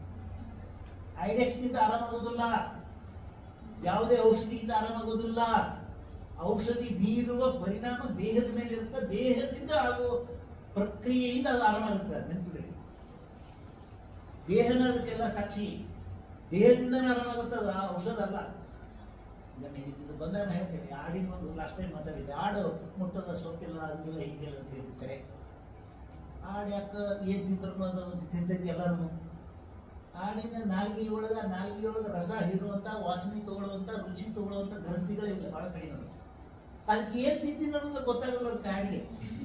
ಯಾಕೆ ತಿಂತದ ಆಡು ಮುಟ್ಟದ ಸೊಪ್ಪಿಲ್ಲ, ಅವ ಮುಟ್ಟದ ಅವ ಹೇಳದ ಕೈಯಾಡಿಸದ ಕ್ಷೇತ್ರ ಇಲ್ಲ. ಯಾರನ್ನೊಬ್ಬನು ಹೇಳ್ಬೇಕಾದ್ರೆ ದೊಡ್ಡ ಸಾಹಿತಿಗಳು ಆಡು ಮುಟ್ಟದ ಸೊಪ್ಪಿಲ್ಲ ಅಂತ ಹೇಳ್ತಾರಲ್ಲ, ಹಂಗೆ ಇವರು ಬಹಳ ಮಹಾನ್ ಪಂಡಿತರು ಎಲ್ಲ ಮಾಡ್ತಾರೆ. ಕಲಾಕಾರರ ಇದು ಹೇಳ್ತಾರೆ ಸುಮ್ಮನೆ. ಆದ್ರೆ ನಿಜವಾದ ವೈಜ್ಞಾನಿಕ ಶಕ್ತಿ ಅಂದ್ರೆ ಆಡಿಗೆ ನಾಲಿಗೆಯೊಳಗೆ ಆ ರುಚಿ ಗ್ರಹಣ ಶಕ್ತಿ ಕಡಿಮೆ. ಹಂಗೆ ಕೆಲವೊಂದು ಇರ್ತಾವೆ. ನಾವು ಈ ಕೆಚ್ಚಲ್ ಮೇಲೆ ಬಂದಾಗೂ ಕೂಡ ಕೆಚ್ಚಲ ಯಾವಾಗ ಇನ್ನೂ ಬಿಸಿ ಇರ್ತೈತೋ ಅದನ್ನು ನಾವು ಚಿಕಿತ್ಸೆ ಮಾಡಿದ್ರೆ ಸ್ಪಂದಿಸುತ್ತೆ. ಅದ್ರ ಬೇರೆ ಬೇರೆ ಪ್ರಕಾರ ಕೆಚ್ಚಲ್ ಮೇನ್ಗಳು ಅಕ್ಯೂಟ್ ಅಂತ ಬರ್ತವೆ, ಫೋರ್ ಅಕ್ಯೂಟ್ ಅಂತ ಬರ್ತವೆ, ಸಬ್ ಅಕ್ಯೂಟ್ ಅಂತ ಬರ್ತವೆ, ಇನ್ನೂ ಬರ್ತವೆ ಬೇರೆ ಬೇರೆ ಹಂತಗಳು. ಆ ಎಲ್ಲ ಹಂತಗಳೊಳಗೂ ಕೂಡ ನಾವು ಯಾವ ಹಂತದಲ್ಲಿ ಇನ್ನು ನೋಡಿ ಅದು ತಕ್ಕ ಚಿಕಿತ್ಸೆ ಮಾಡಿದ್ರೆ ಗೊತ್ತಾಗ್ತದೆ. ಫಸ್ಟ್ ಅದು ಒದೆ ಕೈತು ಅಂದ್ರೆ ಮುಟ್ಟಿ ನೋಡಿದ್ರೆ ಒದ್ದಿ ಇದ್ದು ಅಂತ ಹೇಳಿದ್ರೆ, ಬಿಸಿ ಇದ್ದು ಅಂತ ಹೇಳಿದ್ರು, ಹಾಲು ಹಿಂದಿದ್ರೆ ಅದು ಬದಲಾವಣೆ ಆಗಿರುತ್ತೆ ಒಂದು. ಎರಡನೇದು ಇದು ಕ್ಯಾಲಿಫೋರ್ನಿಯಾ ಮಿಲ್ಕ್ ಟೆಸ್ಟ್ ಅಂತ ಬಂದಿದೆ, CMP. ನಿಮ್ಮ KMF ಅವ್ರ ಸಂಪರ್ಕ ಇದ್ರೆ ಈಗಾಗಲೇ ಅದನ್ನ ನಾವು ಪ್ರಯೋಗ ಮಾಡಾಕತ್ತಾರೆ. ಬೇರೆ ಕಡೆ ಲ್ಯಾಬೊರೇಟರಿ ಟೆಸ್ಟ್, ಪ್ರಯೋಗಶಾಲಾ ಟೆಸ್ಟ್ ಅಂತಾರೆ, ಪಶುವೈದ್ಯ ಚಿಕಿತ್ಸಾಲಯಗಳು ಕೆಲವೊಂದು ಮಾಡ್ತಾರೆ. ಕೆಲವು ಕಡೆ ಇಟ್ಟಿರ್ತಾರೆ, ಕೆಲವು ಇಟ್ಟಿರ್ತಾರೆ. ಹಾಲುಗಳ ಬದಲಾವಣೆ ಅಂದ್ರೆ ಹೇಳಿಬಿಡ್ತಾರೆ, ಬಣ್ಣ ಬದಲೇ ಬಿಡ್ತಾರೆ. ಕ್ಯಾಲಿಫೋರ್ನಿಯಾ ಮಿಲ್ಕ್ ಟೆಸ್ಟ್, CMP ಅಂತ ಹೇಳ್ತಾರೆ. ಅವಾಗ ಕೆಚ್ಚಲ್ ಬ್ಯಾನ್ ಸೂಕ್ತ ಚಿಕಿತ್ಸೆ ಕೊಡಿಸ್ಬೇಕು. ಏನು ಚಿಕಿತ್ಸೆ? ಒಂದು ಎಲ್ಲಿ ಅದು ಕಾರ್ಖಾನೆಯೊಳಗೆ ಆ ಗ್ರಂಥಿಯೊಳಗೆ ಕೆಟ್ಟಿರುತ್ತೋ ಅಲ್ಲಿ ಮಷಿನ್ ಆ ಪಾರ್ಟ್ ಅದು ರಿಪೇರಿ ಮಾಡುತ್ತೆ, ಅಂದ್ರೆ ಮಲಾಮ್ ಹಾಕೋದು ಒಳಗೆ. ಎರಡನೇದು ಅದು ಅಷ್ಟು ಬಗ್ಗೋದಿಲ್ಲ ಎಷ್ಟು ಸಾರಿ. ಆ ಯಾವ ಔಷಧನ ಬಳಸಿರ್ತೀವೋ ಅದೇ ಔಷಧಿನ ಇಂಜೆಕ್ಷನ್ ಮುಖಾಂತರ ದೇಹದಲ್ಲಿ ಕೊಡಬೇಕಾಗುತ್ತೆ. ಆ ಇಂಜೆಕ್ಷನ್ ರಕ್ತ ಪರಿಚಲನೆಯ ಮುಖಾಂತರ ಬಂದು ಆ ಗ್ರಂಥಿಯನ್ನು ಮುಟ್ಟುತ್ತೆ. ಒಂದು ನೆನಪಿರಿ, ಇಂಜೆಕ್ಷನ್ 10 ml ಕೊಟ್ಟರು, 20 ml ಕೊಟ್ಟರು, 30 ml ಕೊಟ್ಟರು ಅಂತ ಮಾತಾಡ್ತಾರೆ. ಮುಟ್ಟದ ಖರೆ ಆ ಅವಯವ ಯಾವುದು? ಕೆಚ್ಚಲ. ಕೆಚ್ಚಲಕ್ಕೆ ಹೋಗಿ ಮುಟ್ಟಿದ್ದೆಷ್ಟು? ರಕ್ತ ಸಂಚಾರ ಲಾಸ್ಟ್ ಟೈಮ್ ಬಂದಾಗ ಹೇಳಿದ್ದೆ, ಎಷ್ಟು ಲೀಟರ್ ಇರುತ್ತೆ, ಎಷ್ಟು ಲೀಟರ್ ಹಾಲಿದ್ರೆ 1 ಲೀಟರ್ ಹಾಲಾಗುತ್ತೆ, ದೇಹದೊಳಗೆ ಎಷ್ಟು ಲೀಟರ್ ರಕ್ತ ಇರುತ್ತೆ, ಆ ರಕ್ತದ ಪ್ರಮಾಣ ಹೋಗಿ ಅಲ್ಲಿ ಮುಟ್ಟೋದು ಎಷ್ಟು. ಸೊ ಆ ಪ್ರಮಾಣ ಪ್ರಭಾವ ಬೀರುತ್ತೆ ಇಲ್ಲ ಅನ್ನೋದು ಇಂಪಾರ್ಟೆಂಟ್. ಅದಕ್ಕೆ ಡೋಸ್ ಅಂತ ಹೇಳ್ತೀವಿ. ಚಿಕಿತ್ಸೆ ಅನ್ನೋದು ಅಷ್ಟು ಸುಲಭ ಅಲ್ಲ. ಟ್ರೀಟ್ಮೆಂಟ್ ಕಲಿಬೇಕಾಗುತ್ತೆ, ದೇಹದ ಪರಿಸ್ಥಿತಿ ಅಡ್ಜಸ್ಟ್ ಮಾಡಬೇಕಾಗುತ್ತೆ.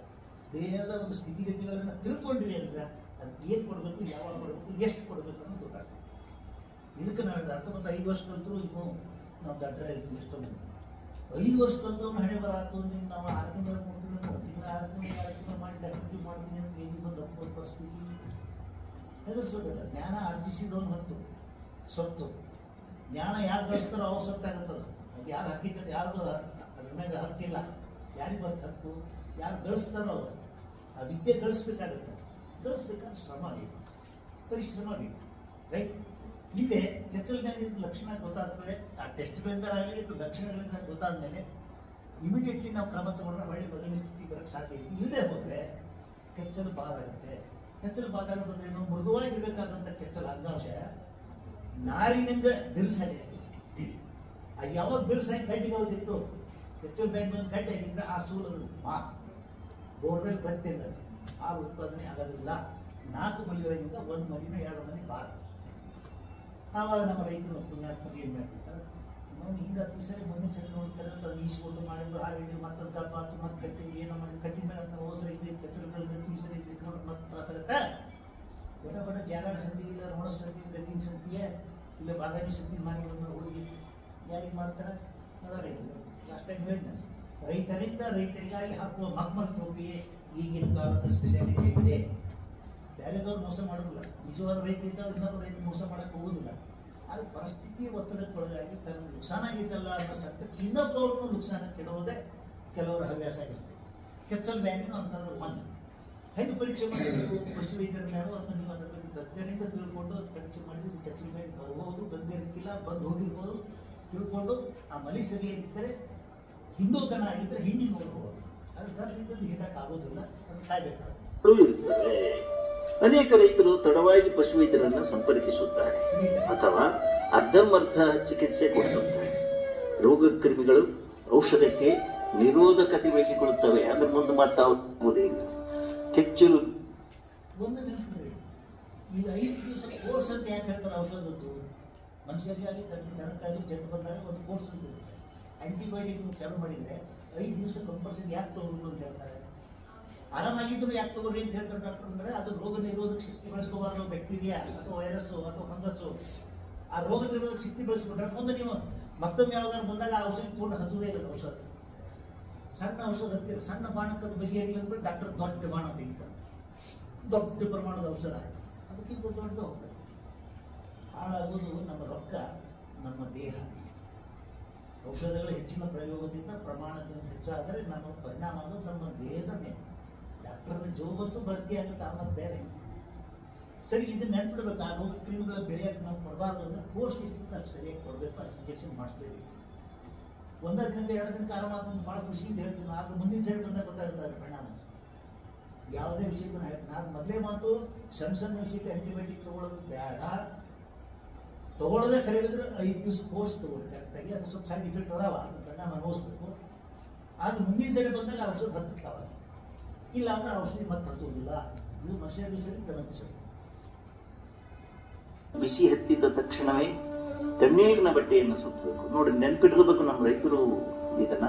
ಕೆಚ್ಚಲು ಬಿಸಿ ಹತ್ತಿದ ತಕ್ಷಣವೇ ತಣ್ಣೀರಿನ ಬಟ್ಟೆಯನ್ನು ಸುತ್ತಬೇಕು. ಮಂಜುಗಡ್ಡೆ ಲಭ್ಯವಿದ್ದರೆ ಬಳಸಬೇಕು. ಕೆಚ್ಚಲಿನ ಮೇಲೆ ಲೇಪಿಸಬಹುದಾದ ಅನೇಕ ಔಷಧಿಗಳು ಲಭ್ಯವಿರುತ್ತವೆ. ಅರಿಶಿಣದ ಲೇಪನವು ಸಹಕಾರಿ. ಹಳ್ಳಿ ಒಳಗೆ ಮೊದಲು ಮಾಡ್ಕೊತ ಬಂದರೆ ಅದು ವರವಿಲ್ಲ. ಪಶುವೈದ್ಯ ನೀವು ಹೇಳಿದ್ರಾಗಲಿ ಕಿಮೋಲಿಕೆ ಔಷಧಿ ಭಾಳ ಚಂದ ಇರ್ತದೆ. ಈ ಮನೆ ನಾವು ಏನು ಬಳಸ್ತೀವಿ ಎಲ್ಲರೂ ಔಷಧ ಒಂದೊಂದು ಮಾತಾಡ. ಸಮಸ್ಯೆ ಏನು, ಹೆಂಗೆ ಬಳಸ್ಬೇಕು ಅನ್ನೋದು ಗೊತ್ತಿರೋದು. ಈ ಆಯುರ್ವೇದದೊಳಗೆ ಒಂದು ತೊಂದರೆ ಏನಾಗುತ್ತೆ, ಎಷ್ಟು ಬಳಸಬೇಕು. ಅವ್ರು ನಮ್ಮ ಅಡಿಗೆ ಮನೆಯಾಗ ಅವ್ನು ಯಾರು ಕೇಳಿದ್ರೆ ಅವ್ರು ಏನು ಅವ್ರು ಏನು ಹೇಳ್ತಾರೆ, ಒಂದು ಚಿಟಿಕೆ ಉಪ್ಪು ಹಾಕ್ರಿ, ಒಂದು ಚಿಟಿಕೆ ಉಪ್ಪು ಹಾಕ್ರಿ. ಒಂದು ಚಿಟಿಕೆ ಅಂದ್ರೆ ಎಷ್ಟು? ನಿಮ್ಮನ್ನ ಕೇಳ್ತೀನಿ ಪ್ರಶ್ನೆ, ಒಂದು ಚಿಟಿಕೆ ಅಂದ್ರೆ ಎಷ್ಟು? ಯಾರ್ದು? ನಿಮ್ಮ ಬೆರಳು ಅಷ್ಟೇ ಐತಿ, ನಿಮ್ಮ ಬೆರಳು ಅಷ್ಟೇ ಐತಿ, ನಿಮ್ಮ ಬೆರಳು ಅಷ್ಟೇ ಐತಿ? ಇಲ್ಲ. ಹಾಗಾದ್ರೆ ನೀವು ಹಾಕೋ ಚಿಟಿಕೆ ಬೇರೆ, ನಾವು ಹಾಕೋ ಚಿಟಿಕೆ ಬೇರೆ. ಇದು ಆಯುರ್ವೇದ ಅಥವಾ ಗಿಡಮೂಲಿಕೆ ಅಥವಾ ಮನೆ ಮದ್ದಿನಾಗ ಇದು ದೊಡ್ಡ ಹೊಡೆತ ಕೊಡ್ತೀನಿ ಅಂತ ತಿಳ್ಕೊಳ್ಳಿ. ಒಂದು ಚಿಟಿಕೆ ಮದ್ದು ಹಾಕಿರಿ, ಒಂದು ಚಮಚೆ. ಯಾವ ಚಮಚೆ? ಉಪ್ಪಿಟ್ಟಿನ ಚಮಚೆನಾ ಇನ್ನು ಉಪ್ಪಿಟ್ಟು ತಿನ್ನೋ ಚಮಚೆನ? ಉಪ್ಪಿಟ್ಟು ತಿನ್ನೋದು ಯಾರು ಹೇಳಿದ್ರೆ ನೀವು ಇನ್ನು ಉಪ್ಪಿಟ್ಟು ತಿನ್ನೋದು ಅಂತ ಹೇಳ್ಬೇಕಾಗಿತ್ತು. ಉಪ್ಪಿಟ್ಟು ಅಂತನೂ ಅಲ್ಲ, ಬೇರೆ ಯಾವ ಚಮಚೆ ಅನ್ನೋದು ಗೊತ್ತಾಗಲಿಲ್ಲ. ಸುಮ್ಮನೆ ನಾವು ಹೇಳಿದ್ರೆ ಒಂದು ಚೆಂಬು ನೀರನ್ನು ಹಾಕಿ, ಒಂದು ಚೆಂಬು ಅಂದರೆ ಎಷ್ಟು? ಅರ್ಧ ಲೀಟರ್ದು, 1 ಲೀಟರ್ದು, 2 ಲೀಟರ್ದು. ಇದು ತೊಂದರೆ. ಗಿಡಮೂಲಿಕೆ ಮನೆ ಮದ್ದು ಬಳಸಬೇಕಾದ್ರೆ ಭಾಳ ಹುಷಾರಿಂದ ಉಪಯೋಗಿಸ್ಬೇಕು ಅನ್ನೋದು, ಜಾಣತನದಿಂದ ಬಳಸಬೇಕಾದ್ರೆ ಇದನ್ನ ಪ್ರಮಾಣ ಗೊತ್ತಾಗೋದಿಲ್ಲ. ಮೊಳಕೆ ಹೊಡೆಯುವಂಗೆ ಎಷ್ಟು ದಿವಸ ನೆನೆ ಹಾಕ್ಬೇಕ್ರಿಪ್ಪ? ಮೊಳಕೆ ಹೊಡೆಯುವಂಗೆ ಹಂಗೆ ಮೊಳಕೆ ಎಷ್ಟು ಉದ್ದ ಇರಬೇಕು? ಹೆಸರು ಕಾಳು ಮಡಿಕೆನ ಏನು ಗೋಧಿ ಮಡಿಕೆ ನಾಗಪ್ಪನ ಹುತ್ತ ಮಾಡ್ತಾರಲ್ಲ ಏನೋ ಅದು ಆಗೋದನ್ನ ಬಿಡ್ಬೇಕಾ? ಯಾರಿಗೂ ಗೊತ್ತಿಲ್ಲ. ಅಂದ್ರೆ ನಿಖರವಾಗಿ ಗೊತ್ತಿಲ್ಲ. ಗೊತ್ತಿದ್ದವ್ರು ಇರ್ಬೋದು. ಹಿಂದಕ್ಕೆ ನಾ ಸುಳ್ಳು ಅಂತ ಹೇಳೋದಲ್ಲ. ಗಿಡಮೂಲಿಕೆಗಳಿಗಿರೋ ಔಷಧ ಗುಣಧರ್ಮ ಇವತ್ತು ನಮ್ಮ ಯಾವುದೇ ರಾಸಾಯನಿಕದೊಳಗೆ ಇರ್ಲಿಕ್ಕಿಲ್ಲ. ಒಳ್ಳೆ ಪರಿಣಾಮ ಬೀರ್ತಾವ. ಆದರೆ ಪ್ರಮಾಣಬದ್ಧವಾಗಿ ಸೂಕ್ತವಾಗಿ ಸೂಕ್ತ ಸಮಯಕ್ಕೆ ಬಳಸಿದರೆ, ಸೂಕ್ತ ರೀತಿಯಲ್ಲಿ ಬಳಸಿದರೆ. ಆಯುರ್ವೇದ ಬಗ್ಗೆ ಅರ್ಶನ ಅಂದ್ರೆ ಅರ್ಶನ ಈಗ ನಮ್ಮದು ಎಷ್ಟು ದಡ್ಡತನ ಐತೆ ಅಂದರೆ ಇದು ನೆನಪಾದ ಅಂತ ಕೇಳಬೇಕು. ಸರ್ ನಮ್ಮ ಟೈಮ್ ಎಷ್ಟಿತ್ತು ನೆನಪು ಮಾಡೋದು ಅಲ್ಲ. ಇಲ್ಲ ಅಂದ್ರೆ ಇದು ಕಡದ ಕಟ್ಟಿದ್ದಂಗೆ ನಾವು ಪಾಪ ಹೊಟ್ಟಿಸ್ಬಿರ್ತಾರೆ. ದಯ ಪಟ್ಬೇಡಿ, ನಿಮ್ಮ ಟೈಮ್ ಪ್ರಕಾರ ಹೋಗೋಣ ಅಂದ್ರೆ ಅರಿಶಿನ ಬಗ್ಗೆ ಬಂದಾಗ ಹೇಳ್ತೀನಿ. ಅರಿಶಿನ ಗುಣಧರ್ಮ ನಮ್ಮ ಹಿರಿಯರಿಗೆ ಗೊತ್ತಿತ್ತು. ಅಡುಗೆ ಮನೆಗೆ ಇವತ್ತು ಅರಿಶಿನ ಇಲ್ಲ ಅಡುಗೆ ಮಾಡೋದಿಲ್ಲ. ಯಾಕೆ? ಹೊಟ್ಟೆಗೆ ಪಚನಕ್ಕೆ ಅನುಕೂಲ ಆಗುತ್ತೆ, ರಕ್ತದೊಳಗೆ ಜೀವ ಶಕ್ತಿ ಬರ್ತಾ ಎಲ್ಲ ಕೈಗೆ ಅದನ್ನು ಮಕ್ಕಳಿಗೂ ಬಡ್ಕೊತೀವಿ ನಾವು ಭಾಳ ಮಂದಿ. ತಪ್ಪಲ್ಲ. ಒಂದು ಕೊಂಬು ತೇರು ಅರಿಶಿನ ಕೊಂಬು ತೇರು ಮಕ್ಕಳು ಕಚ್ಕೊಂಡು ಕರ ಮಕ್ಕಳಿಗಿಂತ ಆಗ್ತದೆ. ಹಾಗೆ ಸಂತೋಷ ಆಗಬಹುದು, ಆಗಿರಬಹುದು, ಇರಲಿ ಆಗಿರಬಹುದು. ಆದ್ರೆ ನಮ್ಗೆ ಎಷ್ಟು ಹವ್ಯಾಸ ಐತಿ ಅಂದರೆ ಅದೇ ರೀತಿ ಇನ್ನೊಂದು ಹೇಳ್ಬಿಡ್ತೀನಿ. ಈ ಹವ್ಯಾಸ ಏನಂದ್ರೆ ನಾವು ಮನ್ಯಾಗ ಅಜ್ಜಿ ಯಾರು ಹೇಳಿದ್ರು ನೀರು ಜಗ್ ಕುಡ್ಸಕ್ಕೆ ಅರಿಶಿನ ಹಚ್ಕೊಳ್ಳೋದು ಹಿಂದೆ ಹಿರಿಯರು ಮಾಡ್ತಿದ್ರು, ನಾವು ಮಾಡ್ತೀವಿ ಅನ್ನೋದು ಅರ್ಥ. ಅದ್ರ ಬಗ್ಗೆ ಇನ್ನೊಂದು ಏನು ಮಾಡಿರ್ತಾರೆ, ಟಿವಿಯಾಗಿನ ಅಡ್ವರ್ಟೈಸ್ಮೆಂಟ್ ನೋಡ್ತಾರೆ. ಈ ಕೊಟ್ಟದ್ದು ಬರೀ ವ್ಯಾನಿಷಿಂಗ್ ಕ್ರೀಮ್ ಅದು ಹೋಗ್ಬೇಕು ಹಿಂಗೆ ಬಂದು ಹಿಂಗೆ ಹೇಳಿ ಹಿಂಗೆ ಹಚ್ಕೊಂಡ್ಬಿಟ್ರೆ ಅದು ಬೆಳ್ಳ ಅದು ಏನದು ಅರಿಶಿನ ಕೊಂಬ. ಆ ಕೊಂಬನ್ನು ಅಡಿಗೆ ಮನೆಯಾಗ ದಿನ ಬಿದ್ದಿರುತ್ತೆ. ಅದನ್ನ ಹಚ್ಕೊಳ್ಳೋದು ಬಿಡ್ತೀವಿ. ಹೋಗಿ ಆ ಕಡೆ ಮತ್ತೆ 50 ರೂಪಾಯಿನೋ 100 ರೂಪಾಯಿ ಕೊಟ್ಟು ಅದನ್ನು ತೊಗೊಂಡು ನಮ್ಮ ಅಡುಗೆ ಮನೆ ಔಷಧಿನ ಅಲಕ್ಷಿತ ನಾವು ಇದ್ರ ಗಿಡ ಮದ್ದಲ್ಲ ಅಂತ ಹೇಳೋದು ಆಗ್ತೀವಿ. ಇನ್ನೊಂದು ಐತಿ, ಒಬ್ಬರಿಗೆ ಬರ್ತಾರೆ ಬರೋರಂತ ಟಿವಿಯಾಗ ಏನೋ ನೋಡ್ತಿರ್ತೀವಿ, ಸಿನಿಮಾ ಭಯಂಕರ ಖುಷಿಯಿಂದ ನೋಡ್ತೀವಿ. ಒಬ್ಬರಿಗೆ ಬಂದಾಗ ನಿಮ್ಮ ಟೂತ್ಪೇಸ್ಟ್ನಲ್ಲಿ ಉಪ್ಪಿದೆ ಅಲ್ಲ, ಉಪ್ಪು ಇದೆ ಅಥವಾ ಲವಂಗ ಇದೆಯೇ, ಅಡಿಗೆ ಮನೆಯಾಗ ಎಲ್ಲ ಅದಾವು. ನಾವು ಅಂದ್ಬಿಡ್ತೀವಿ ಆ ಟೂತ್ಪೇಸ್ಟ್ ತರಕ್ಕೆ ಹೋಗ್ತೀವಿ. ಯಾಕಂದ್ರೆ ಟಿವಿಯಾಗ ಅಷ್ಟು ಚಂದ ಚಂದನ ಬಣ್ಣದಲ್ಲಿ, ಚಂದನ ರೂಪದಲ್ಲಿ, ಚಂದನ ದಾಟಿಗಳು, ಚಂದನ ಮಂದಿ ಹೇಳ್ತಾರಲ್ಲ, ಅದನ್ನು ನಾವು ಕೇಳ್ತೀವಿ. ಮುಳ್ಳ ನಮ್ಮನ್ನು ನಾವು ಮರಿತೀವಿ. ನಮ್ಮ ಅಡಿಗೆ ಮನೆಗಿರೋ ಸಂಪತ್ತನ್ನು ನಾವು ಅಲಕ್ಷ್ಯ ಮಾಡ್ತೀವಿ. ಅದರ ಪರಿಣಾಮ ಹಂಗೆ ಇಲ್ಲೇ ಹಳದಿನ ಅರಿಶಿನ ಅಲ್ಲಿ ಹಳದಿ ಬಣ್ಣ ತೋರಿಸಿದ್ದಾರೆ ಹಚ್ಚೋದ್ರಿಂದ ಆರಾಮಾಗ್ತೈತಿ. ಅದು ಬಾವು ಕಡಿಮೆ ಆಗೋದಕ್ಕೆ ಸಾಧ್ಯತೆ ಐತಿ. ಎಷ್ಟು ಪ್ರಮಾಣದ ಆರೋಗ್ಯ ಅದನ್ನು ಚಂದ ಅನುಭವಿಸ್ತು ಅದನ್ನು ಸರಿಯಾಗಿ ಮಾಡ್ತಾರೆ. ಇವ್ರಿಂದ ಅಡ್ಡಗಟ್ಟಿ ನಿಂತೋದ್ರೆ ಒಂದು ಗೊತ್ತಾಗೋದಿಲ್ಲ. ಸಲಿ ಮೇರಿಗೆ ಕೆಚ್ಚಲಲ್ಲಿ ಒಳಗೆ ಹಾಕುವ ಅಂದ್ರೆ ಈ ಮಲಾಮ್ ಏನು ಏರಿಸ್ತಾರಲ್ಲ ಅದು ಏರಿಸುವಂತ ಮಲಾಮಗಳನ್ನು ಉಪಯೋಗಿಸಬೇಕು ಅಥವಾ ಸೂಕ್ತ ಇಂಜೆಕ್ಷನ್ಗಳನ್ನ ಕೊಡಿಸ್ಬೇಕು. ಯಾವುದಿದ್ರು ಬೆಟ್ಟಕ್ಕೆ ಬೆಂಕಿ ಬಿದ್ದಾಗ ಬಾವಿ ತೋಡೋದು ಸರಿಯಾದ ಕ್ರಮ ಅಲ್ಲ. ಕೆಚ್ಚಲ್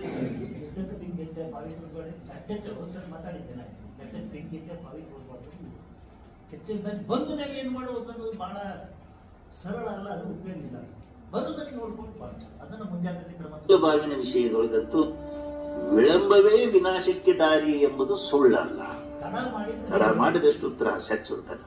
ಮುಂಜಾಗ್ರತೆ ಕೆಚ್ಚಲು ಬೇನೆ ನಮ್ಮ ಹಸುಗಳನ್ನು ಪೀಡಿಸಬಾರದೆಂದರೆ ಕೆಲವು ಮುಂಜಾಗ್ರತೆ ಕ್ರಮಗಳನ್ನು ಕೈಗೊಳ್ಳಬೇಕು. ಮೊದಲನೇದಾಗಿ ಕೊಟ್ಟಿಗೆಯ ಸುತ್ತಮುತ್ತಲಿನ ಜಾಗೆ, ಹಸುವಿನ ದೇಹ, ವಿಶೇಷವಾಗಿ ಕೆಚ್ಚಲು, ಹಿಂಡುವವನ ಕೈ, ಹಿಂಡುವ ಪಾತ್ರೆ ಎಲ್ಲವೂ ಸ್ವಚ್ಛವಾಗಿರಬೇಕು. ಯಂತ್ರದಿಂದ ಹಾಲು ಕರೆಯುವ ಪದ್ಧತಿಯಲ್ಲಿ ಎಲ್ಲ ಯಂತ್ರೋಪಕರಣಗಳು ಕ್ರಿಮಿ ಮುಕ್ತವಾಗುವಂತೆ ನೋಡಿಕೊಳ್ಳಬೇಕು. ಹಿಂಡಿನೊಳಗಿರುವಂತಹ ಲಾಸ್ಟ್ ಟೈಮ್ ಮಾತಾಡಿದ್ದೇನೆ, ಈಗ ಮಷಿನ್ ಬಂದ್ಮ್ಯಾಗ ಮಷಿನ್ ಚೆನ್ನಾಗಿ ತೊಳಿಲಿಲ್ಲ ಅಂದ್ರೆ ವಾಸನೆ ಇತ್ತು ಅಂದರೆ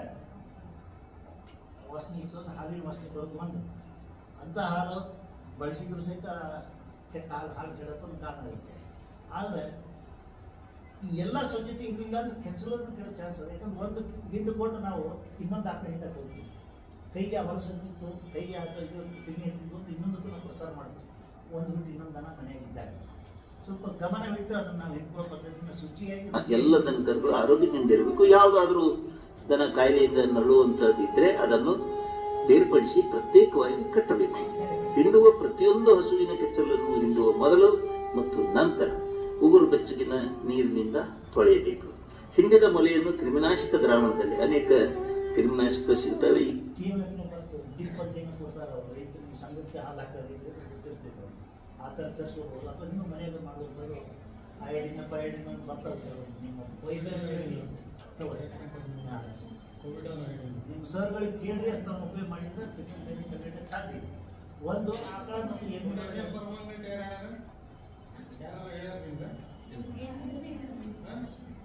ಈ ಹಾಲಿನ ಸೊಸೈಟಿ ಹೇಳಿ ತಿಳ್ಕೊಳ್ರಿ, ಯಾವ್ದು ಸರಿಯಾಗಿರುತ್ತೋ ಸೂಕ್ತ ವಿಧಾನವನ್ನು ಬಳಸಬೇಕು. ಭಾಳ ಬಂದಾವೆ. ಈಗ ನಾನು ಹೇಳೋದಕ್ಕೋಸ್ಕರ ಒಂದು 15-20 ವರ್ಷದ ಇರ್ತದೆ ಇರಬೇಕು.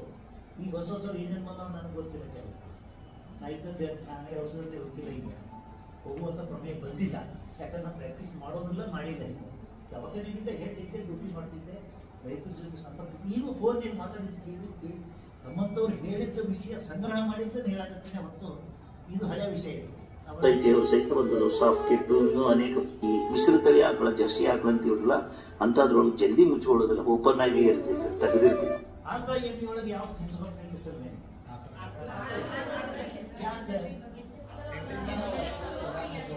Right, thank you. ಅದೇ ಅದನ್ನ ನೆನಪು, ಅದು ದಂಧಕ್ಕೆ ಸ್ವಚ್ಛ ಇರಬೇಕು. ಎಲ್ಲೇ ಮನಸ್ಸಿಗೆ ಆ ಹೊತ್ತಿನ ಹೊರಗಿನಿಂದ ಕ್ರಿಮಿಗಳು ನಿಮ್ಮ ಎದುರಿಗೆ ಹಾಜರಾಗ್ತಾನೆ. ಜವಾರಿ ಪ್ರಸನ್ನ. ನಮಸ್ಕಾರ.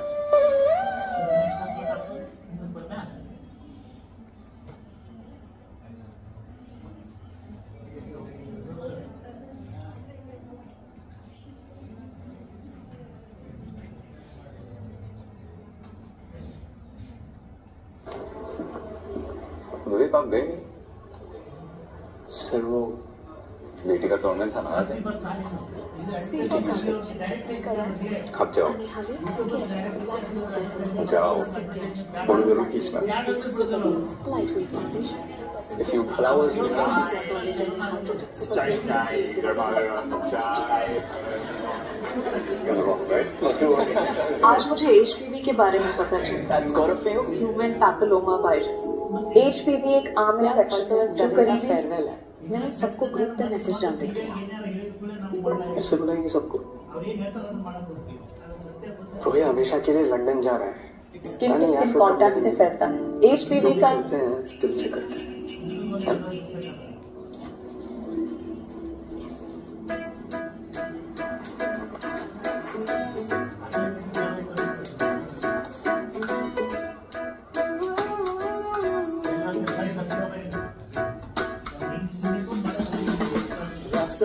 जब साथ है करने की क्या बात है, रोशनी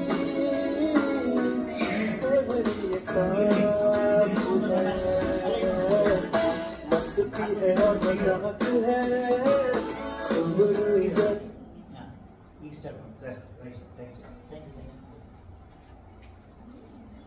ಈಗಾಗಲೇ ಭಾಳ ಮಂದಿ ಹೆಚ್ಚು ಕಮ್ಮಿ ಯಾರು ಬಹುಶಃ ನಮ್ಮ ಕೆಲವರು ವಾಟ್ಸಪ್ ಗ್ರೂಪ್ನಲ್ಲಿ ಸಂಪರ್ಕ ಆಗೈತಿ, ಅವ್ರು ನೋಡಿರ್ಬೋದು.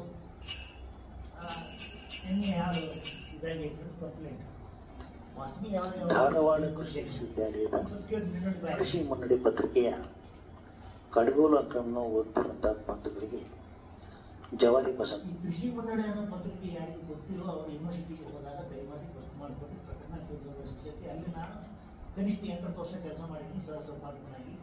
ರೈತರಿಗೆ ಉಪಯುಕ್ತ ಐತಿ. ಅದು ಇತ್ತೀಚೆಗೆ ಸ್ವಲ್ಪ ಬದಲಾವಣೆ ಏನು ಅಂದರೆ, ನಾವು ಈಗ ಸೆಪ್ಟೆಂಬರ್ ಕೊನೆಯಿಂದ ಅಕ್ಟೋಬರ್ ಮೊದಲವರೆಗೆ ಜೋಳ ಬಿತ್ತಬಹುದು ಅಂತ ಹೇಳಬೇಕಾಗಿತ್ತು. ಅಂದರೆ ಆ ಲೇಖನನ ನಾವು ಜುಲೈದಾಗ ಓದ್ಬೇಕು, ಆಗಸ್ಟ್ನಾಗ ಓದ್ಬೇಕು. ಹೌದು, ದುರದೃಷ್ಟಕ್ಕೆ ಏನಾಗತ್ತೆ ಅಂತಂದ್ರೆ ಆ ಪತ್ರಿಕೆ ಅಕ್ಟೋಬರ್ ಮುಗಿದ ಮೇಲೆ ನಮ್ಗೆ ಬರ್ತೈತಿ, ಅದ್ರ ಲೇಖನ ಇರ್ತದೆ. ಜೋಳ ಬಿತ್ತು ಹಂಗಾಮು ತಗೊಂಡು ಏನು ಮಾಡೋಣ, ಸ್ವಲ್ಪ ದುರ್ದೈವ, ಸರಿಯಾಗಿ ಸಮಯಕ್ಕೆ ಸರಿಯಾಗಿ ಬರೋಕ್ಕಾಗ್ತಾ ಇಲ್ಲ. ಅದು 108 ಕಾರಣಗಳನ್ನು ಹೇಳ್ತಾರೆ.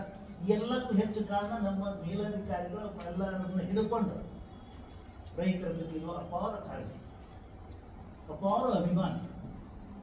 ಹೇಳ್ಕೊಳಕ್ಕೆ ಎಲ್ಲರನ್ನ ರೈತರ ಜಾತ್ರೆ ಆಯ್ತು, ರೈತರು ಆ ಬುಕ್ನ ದಾಖಲೆ ಆಯ್ತು, ಈ ಬುಕ್ನ ದಾಖಲೆ ಆಯ್ತು. ಒಬ್ಬ ರೈತಗೆ ನಾವು ಏನು ಕೊಡಬೇಕು ಅದಕ್ಕೇನು ಎಂಥದಕ್ಕೋ ಏನೇನೋ ಲಕ್ಷಗಟ್ಟಲೆ ಕೋಟಿಗಟ್ಟಲೆ ಖರ್ಚು ಮಾಡುವಾಗ ಒಂದು ಪತ್ರಿಕೆನ ಜಲ್ದಿ ತರಕಾಗಲ್ಲ, ರೊಕ್ಕ ಇರುವಂಥ ಪರಿಸ್ಥಿತಿ ದುರ್ದೇಶಿಗಳು ಬೇಡ. ನಮ್ಮ ವಿಶ್ವವಿದ್ಯಾಲಯದಲ್ಲಿ ರೆಕಾರ್ಡ್ ಆಗುತ್ತೆ, ಹೋಗುತ್ತೆ, ಯೂಟ್ಯೂಬ್ ಹೋಗುತ್ತೀಗ. ಅಲ್ಲ ಯಾಕೆ ಹೇಳ್ತೀನಿ ಅಂತ ನನ್ಗೆ ಬೇಜಾರಾಗುತ್ತೆ. ಅಲ್ಲಿ ಕೆಲಸ ಮಾಡಿ ನೋಡಿನಿ, ಫೋನ್ ಹಚ್ಚಿ ಕೇಳೋರು, ನೀವು ನಂಬ್ತಾರೆ ಬಿಡ್ತಿರೋರು 85 ವರ್ಷದ ಯುವಕರು 85 ವರ್ಷ ಯಾರು ಹೇಳಿದ್ರು ಮುಂದಂತೀವಿ. ನೀವು ಎಲ್ಲಿ ಅಡ್ಡಾಡ್ತೀರಿ, ಎಷ್ಟು ಅಡ್ಡಾಡ್ತೀವಿ, ಅವರಷ್ಟು ಅಡ್ಡಾಡ್ತೀರಿ, ನೀವು ತೋರಿಸ್ತೀನಿ, ಹೆಸರು ಕೊಡ್ತೀನಿ ನಾನು. 85 ವರ್ಷದ ಮುದುಕರು ನಾವು ಇದ್ದಾಗಿದ್ದ ಅನುಭವ ಹೇಳಿದೆ. 1ನೇ ವಾರದ ಒಳಗೆ ಯಾವ ತಿಂಗಳ ಪತ್ರಿಕೆ ಬರಲಿಲ್ಲ ಅಂದ್ರೆ ಸೀದಾ ನಮ್ಮ ಆಫೀಸಿಗೆ ಬರ್ತಿರ್ತಾರೆ.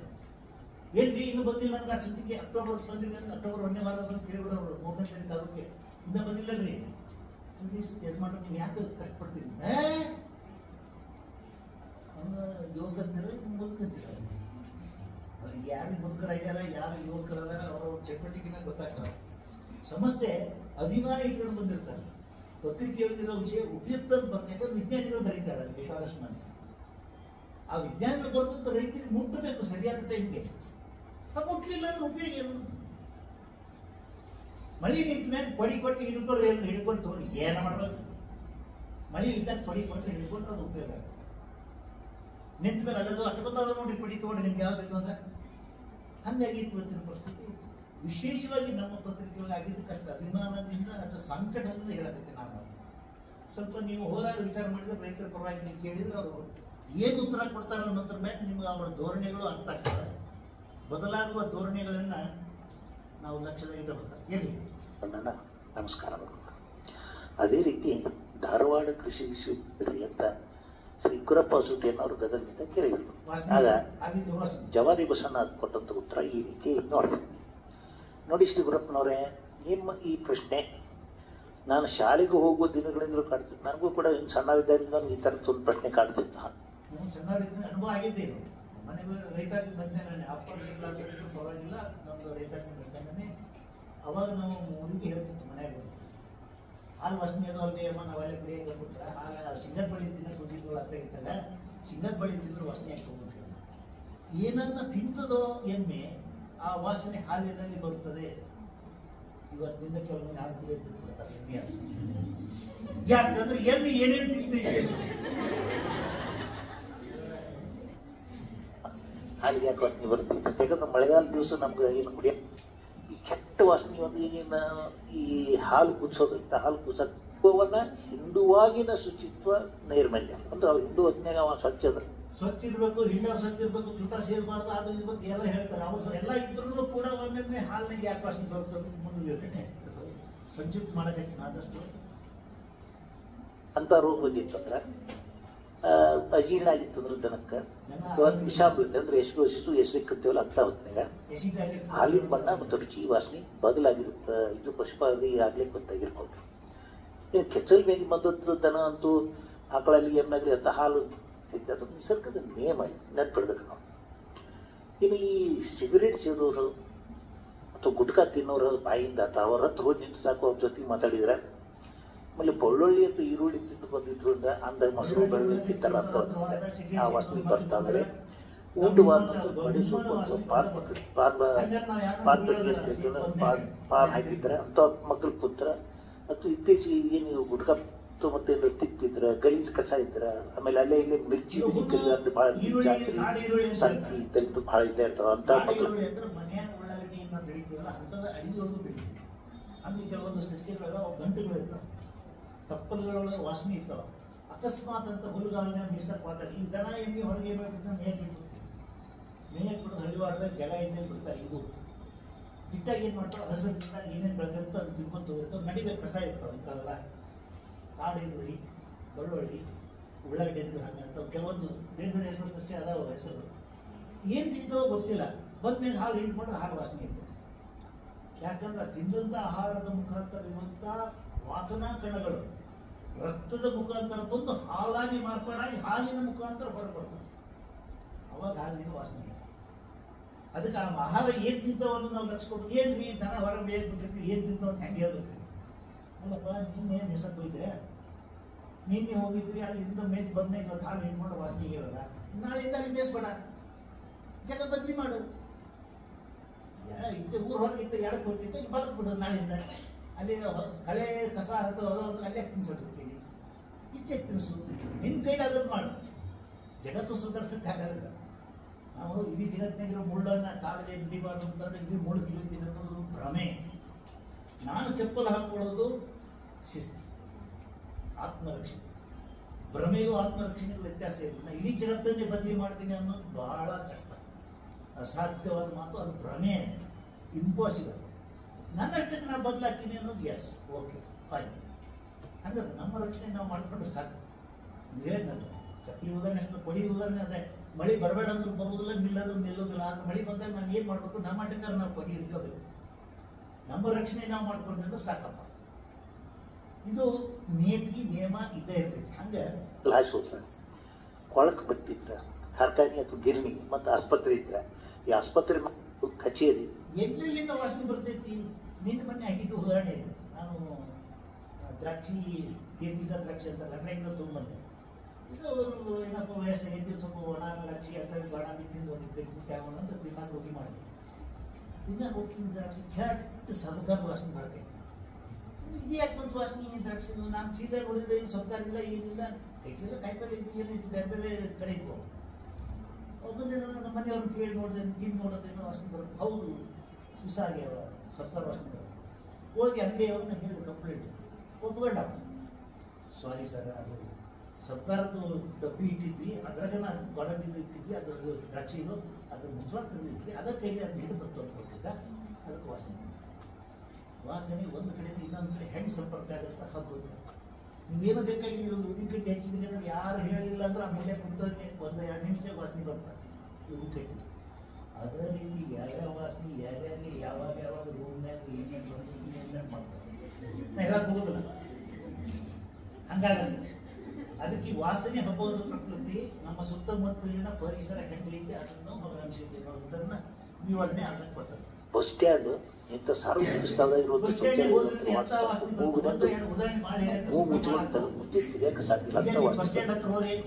ಇದು ಮತ್ತೆ ಕೈ ಹೀಗಾಗ್ತೈತೆ ಅಲ್ಲಿ ಎಲ್ಲೇ ಏನು ಸುಲಭ ಶೌಚಾಲಯ ಇರ್ತದೆ. ಅದೇನು ಶೌಚಾಲಯ ಮೇಲೆ ಹೊರಗೆ ಅಷ್ಟು ಪಾತ್ರ ಸಾಕು. ಬಸ್ ಸ್ಟ್ಯಾಂಡ್ನಾಗ ಒಳಗೆ ಹೊಸ ಬಸ್ ಸ್ಟ್ಯಾಂಡ್ ಹಳೆ ಬಸ್ ಸ್ಟ್ಯಾಂಡ್ ಹತ್ರ ಹೋಗಿ ಡೆಪ್ಯೂಟಿ ಇತ್ತು, ಮತ್ತೆ ಏನೇನು ಮಾಡ್ಯಾರೀಗ ಕೈ ಎಲ್ಲ ಅಲ್ಲಿ ಬರುತ್ತೆ. ಗದಗಿನಿಂದ ನಡ್ಸಾಕು ಯಾರು ಇದ್ರು ಅಲ್ಲೇ ಹೌದಿಲ್ರಿ. ಕ್ಲಾಸ್ ಮುಗಿದ್ಮೇಲೆ ಕೇಳಿದ್ರೆ ಅದೇನಂತ ಅವ್ರು ಹೇಳ್ತಾರೆ. ಈಗ ಕೊಳಚೆ ಪ್ರದೇಶ ಸುತ್ತಮುತ್ತ ಪ್ರತಿದಿನ ಸುತ್ತಲೂ ನಮ್ಮ ಈ ವಾಸನ ಪ್ರಪಂಚ ಇದ್ದೇ ಇರುತ್ತೆ. ಹಾಲು ಭಾಳ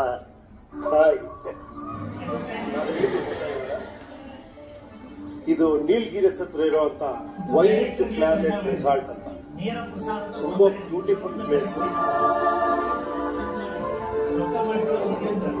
ನಾವು 3 days ಆಯ್ತು ಇಲ್ಲಿ ಬಂದು. ವಾಸನೆ ಬರಕತ್ತಾವ, ಕೆಟ್ಟ ವಾಸನೆ ಬರಕತ್ತಾವ ಅಂದ್ರೆ ಅದು ನೀವು ಸದಾರ ಜಗತ್ನಾಗ ಅವ್ರ ಮುಂದೆ ಯಾರು ಇಲ್ಲ ಅನ್ನೋ ರೀತಿ ಬೀಡಿ ಸಿಗರೇಟ್ ಇಂಥ ಸೇರ್ಕೊತ ಕೂತಿರ್ತಾರೆ. ಚಿತ್ರ ಭಾಳ ನೋಡ್ಕೊಳ್ರಿ.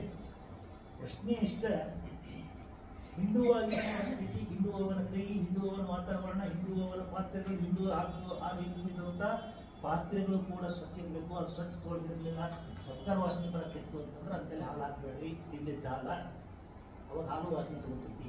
ಉದಿನ ಕಟ್ಟಿ ಚೀಲದಾಗ ಹಾಲಿಂದ ಬೀಳ್ಕೊಂಡು ಹಾಲು ಮುಚ್ಚಳ ತೆಗೆದಿದ್ರಿಂದ ಹಾಲು ವಾಸನೆ ಏನು ಬಂದೈತಿ. ಯಾವ್ಯಾವ ವಾಸನೆ, ಕರ್ಪೂರ ವಾಸನೆ ತಗೋರುತ್ತೆ. ಭಾಳ ಮಂದಿ ಅನುಭವ ಆಗಿರುತ್ತೆ ಬೇರೆ ಬೇರೆ ವಿಷಯದಾಗ. Yes correct. ಹಂಗೆ ಈಗ ಈ ಹಾಲಿನ ಸಿಗರೇಟ್ ಬರಕೈತಂತಾರ ಅಂತ ಹಾಲು ತಗೊಂಡೋಗಿ ನಾವು ಪ್ರಯೋಗಶಾಲೆ ಅದಕ್ಕೆ ಈ ಶುಚಿಗೊಳಿಸುವಂಥ ಕಾರ್ಯವಿಧಾನದ ಮೇಲೆ ಪರಿಶೀಲನೆ ಮತ್ತು ತಾಪು ಕಾಸಿರಬಾರ್ದು. ಆಗಿದ್ದಾಗ ಹಿಂಡಿ ಹಾಲು ಇರಬೇಕು. ನೀವು ಸ್ವಚ್ಛತೆ ಹಿಂಡಿದ ಹಾಲು ಹಿಂಡಿ ಕೊಡಿದ್ರೆ ಏನಾಗೋದಿಲ್ಲ ಅನ್ನೋದು ಲಾಸ್ಟ್ ಟೈಮ್ ಹೇಳಿದೆ ಈ ಮಾತು. ಹಿಂಡಿದಲ್ಲಿ ಹಾಲು ಹಿಂಡನ್ನು ಕುಡಿಯುವ ಪದ್ಧತಿ ಈಗಿನ ಕಾಲದಲ್ಲಿ ಸರಿ ಅಲ್ಲ. ಹಿಂದಕ್ಕೆ ಪೈಲ್ವಾಟರು ಹಿಂಡಲ್ಲಿ ಹಿಂಡ ಕುಡಿತಿದ್ರು, ಆಕಳ ಹಾಲನ್ನು ಕುಡಿಯೋಣ, ಆನೆ ಕಸವನ್ನು ಕುಡಿಯೋಣ ಅಡ್ಡಾಡ್ತಿದ್ರು. ಪ್ರಶ್ನೆ ಅದಲ್ಲ. ಆಗಿನ ಆಕಳ ಆರೋಗ್ಯ ಇರ್ತಿತ್ತು, ಆರೋಗ್ಯವಂತ ಆಕಳದ ಹಾಲನ್ನೇ ಕುಡಿತಿದ್ರು, ತಡ್ಕೊಳ್ಳೋ ಶಕ್ತಿ ಇರ್ತಿತ್ತು ಅವ್ರಿಗೆ. ಈಗಿನ ಆಕಳನ್ನು ಅದೇ ರೀತಿ ಸಾಕ್ತಾರೆ. ಈಗಿನವ್ರು ತಡ್ಕೊಳ್ಳೋ ಶಕ್ತಿನೂ ಹಂಗೆ ಇರುತ್ತೆ. ಅಂಥವ್ರ ಈ ಹಸಿ ಹಾಲು ಹಿಂದಿನಲ್ಲಿ ಹಿಂದಲ್ಲಿ ಕುಡಿದ್ರೆ ಸೀದಾ ಬರಲಾರ ಜಡ್ ಬಂದು ಹೋಗ್ತಾವೆ, ತಡ್ಕೊಳ್ಳೋ ಶಕ್ತಿ ಇರೋದಿಲ್ಲ. ಅದಕ್ಕೆ ವಿಶೇಷವಾಗಿ ಲಾಸ್ಟ್ ಟೈಮ್ ಹೇಳಿದ್ದೆ ಹೊಸಬೇಕು ಕಂದು ಹಾಕುವ ರೋಗ ಅಂತ ಹೇಳ್ತಾರೆ ಕನ್ನಡದಿದ್ದರೆ. ಕಂದು ಹಾಕೋದು ಯಾಕೆ ಮುಂದೆ ಆಗಬೇಕು ಪ್ರಸ್ತಾಪ ಮನುಷ್ಯರೊಳಗೆ ಅಥವಾ ದನಗಳಲ್ಲಿಯೂ ಕೂಡ ಅದು ಬ್ರುಸಿಲೋಸಿಸ್ ಅನ್ನೋದು ಬಂತು ಅಂತ ಹೇಳಿದ್ ನಾನು ಲಾಸ್ಟ್ ಟೈಮ್. ನಮ್ಮ ಡಿಪಾರ್ಟ್ಮೆಂಟ್ನಾಗಿರೋ ಕನಿಷ್ಠ 40% to 50% ಜನ ಒಂದಿಲ್ಲ ಒಂದು ವರ್ಷ ಅವರು ಎಕ್ಸ್ಪೋಸ್ ಆಗಿರ್ತಾರೆ, ಟ್ರೀಟ್ಮೆಂಟ್ ತೊಗೊಂಡಿರ್ತಾರೆ, ಆರಾಮಾಗ್ತಾರೆ. ಯಾರು ತಗೊಳ್ಳೋದಿಲ್ವೋ ಅವರು ಲಾಸ್ಟ್ ಟೈಮ್ ಹೇಳಿದ್ವಿ. ಈಗ ಆದ್ರೆ ಇಲ್ಲಿ ಒಂದು ಎಚ್ಚರಿಕೆ ತೊಳಿ, ಎಂತಾದ್ರೂ ದೋಣಿ ಅಂತ ಹೊಲಸಿಂದಿನೇ ಹಾಕ್ಬೇಕು, ಚಲೋ ನೀರಲ್ಲೇ ತೊಳಿಬೇಕು. ಇನ್ನು ಯಂತ್ರೋಪಕರಣ ಬಸೋದು ಹಾಲಿನ ನೀರು ಮಷಿನ್ ಬಾರ್ದು. ಅದಕ್ಕೆ ಆರ್ಥಿಕ ಲೆಕ್ಕದ ಕೊನೆಗೆ ಅದು 895147 ನೆಕ್ಸ್ಟ್ ಬರೀ ಸರ್ ಒಂದು ಸ್ವಲ್ಪ ಹಚ್ಕೊಡ್ಬಾರಿ. ಇನ್ನೊಂದು ಹೊಳಿತು, ಇನ್ನೊಂದು 5 ನಿಮಿಷ ಅಷ್ಟೇ. ಸಮಯದ ಭಾವಗಳಿಗೆ ಒಂದೇ ದಿವಸ ಎಲ್ಲರೂ ಊಟ ಮಾಡಕತ್ತೀವಿ ನಾವು. 2 ದಿವಸ ಊಟ ಒಂದ್ಸರಿ ಊಟ ಕತ್ತೀವಿ. ಅಜೀರ್ಣ ಆಗಬಾರ್ದು ಅನ್ನೋದಕ್ಕೆ ಸ್ವಲ್ಪ ಸಂಕ್ಷಿಪ್ತ ಊಟ ಮೂರನೇ ಈಗ ಸರ್ PF-ನಾಗ ಮೂರನೇದು ಭಾಷಣ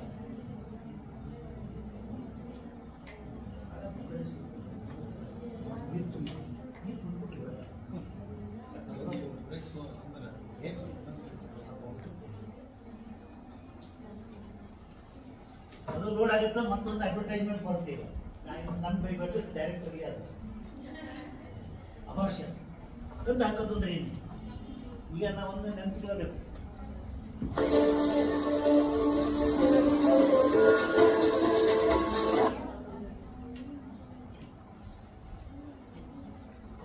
ಅವಧಿಗೆ ಮುನ್ನ ಜನಿಸುವುದು, ಅವಧಿಗೆ ಮುನ್ನ ಬೇಡವಾದಂತೆ ವಸ್ತು ಅನ್ನೋ ರೀತಿ ಅದನ್ನು ಹೊರಗೆ ಹಾಕೋದು, ನಾನಾ ಕಾರಣ ಅವುಗಳನ್ನ ಹೊರಗೆ ಹಾಕೋದು. ಕರುವನ್ನು ಅದು ಪಿಂಡ ಇರ್ಬೋದು ಅಥವಾ ಕರುವಿನ ಫೀಟಸ್ ಅಂತ ಹೇಳ್ತೀವಿ, ಹೆಬ್ರಿ ಅಂತ ಬೇರೆ ಬೇರೆ ಸ್ಟೇಜ್ ಅದಾವೆ. ಅದಕ್ಕೆ ಅಬಾರ್ಷನ್ ಅಂತ ಹೇಳ್ತೀವಿ. ಅಬಾರ್ಷನ್ ಆಗೋದು ದನಗಳೊಳಗೆ ಬೇಕಾದಷ್ಟು ಕಾರಣಗಳದಾವ. ಕೆಲವನ್ನ ಮಹತ್ವದನ್ನಷ್ಟೇ ಚರ್ಚೆ ಮಾಡೋಣ. ಚರ್ಚೆ ಮಾಡಿ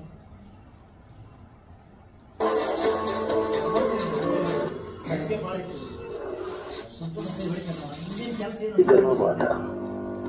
ಈ ಗರ್ಭಪಾತವನ್ನ ಕಂದನ್ ಹಾಕೋದು ಅಂತ ಹಳ್ಳಿಯೊಳಗೆ ಕರೀತಾರೆ. ಏನಿದು? ಪೂರ್ಣ ಅವಧಿಯವರೆಗೆ ಹಸು ತನ್ನಲ್ಲಿರುವ ಆ ಕರುವನ್ನ ಬೆಳೆಸಿ ಇನ್ನೊಂದು ಸಾರಿ 1.5 ತಿಂಗಳ ನಂತರ ಕೊನೆಯ ತಿಂಗಳ ಅಂದರೆ ಈ ಕೊನೆಯ ತಿಂಗಳದೊಳಗೆ ಅವಧಿಗಿಂತ ಪೂರ್ಣ ಅವಧಿಗಿಂತ ನಡುವೆ ಕರು ಸತ್ಯಪ ಅಂತಂದ್ರೆ ಅದಕ್ಕೆ ಸತ್ತದಂತೆ ಹುಟ್ಟಿದ ಕರು ಅಂತಂದ್ರೆ ಸತ್ತ ಕರು ಹುಟ್ಟಿದ ಹಾಗೆ ಅದಕ್ಕೆ ಕರು ಅಂತಾನೆ ಕರಿಬೇಕಾಗುತ್ತೆ. ಆದ್ರೆ ಕೆಲವು ದನಗಳೊಳಗೆ ಏನಂದ್ರೆ ಹೆಚ್ಚು ಕಮ್ಮಿ ಒಂದು ಆಗುವಂತ ಸಂಬಂಧ ಆಗಿರ್ಬೇಕು. ಈ ಹಸು ಅಥವಾ ಎಮ್ಮೆ ಈ ಪೂರ್ತಿಯಾದ ಅವಧಿಯವರೆಗೂ ಇದ್ದು ಅಥವಾ ಅವಧಿಯಲ್ಲಿನ ಒಂದು ಕೊರತೆ ಏನಾದರೂ ಇದ್ದರೆ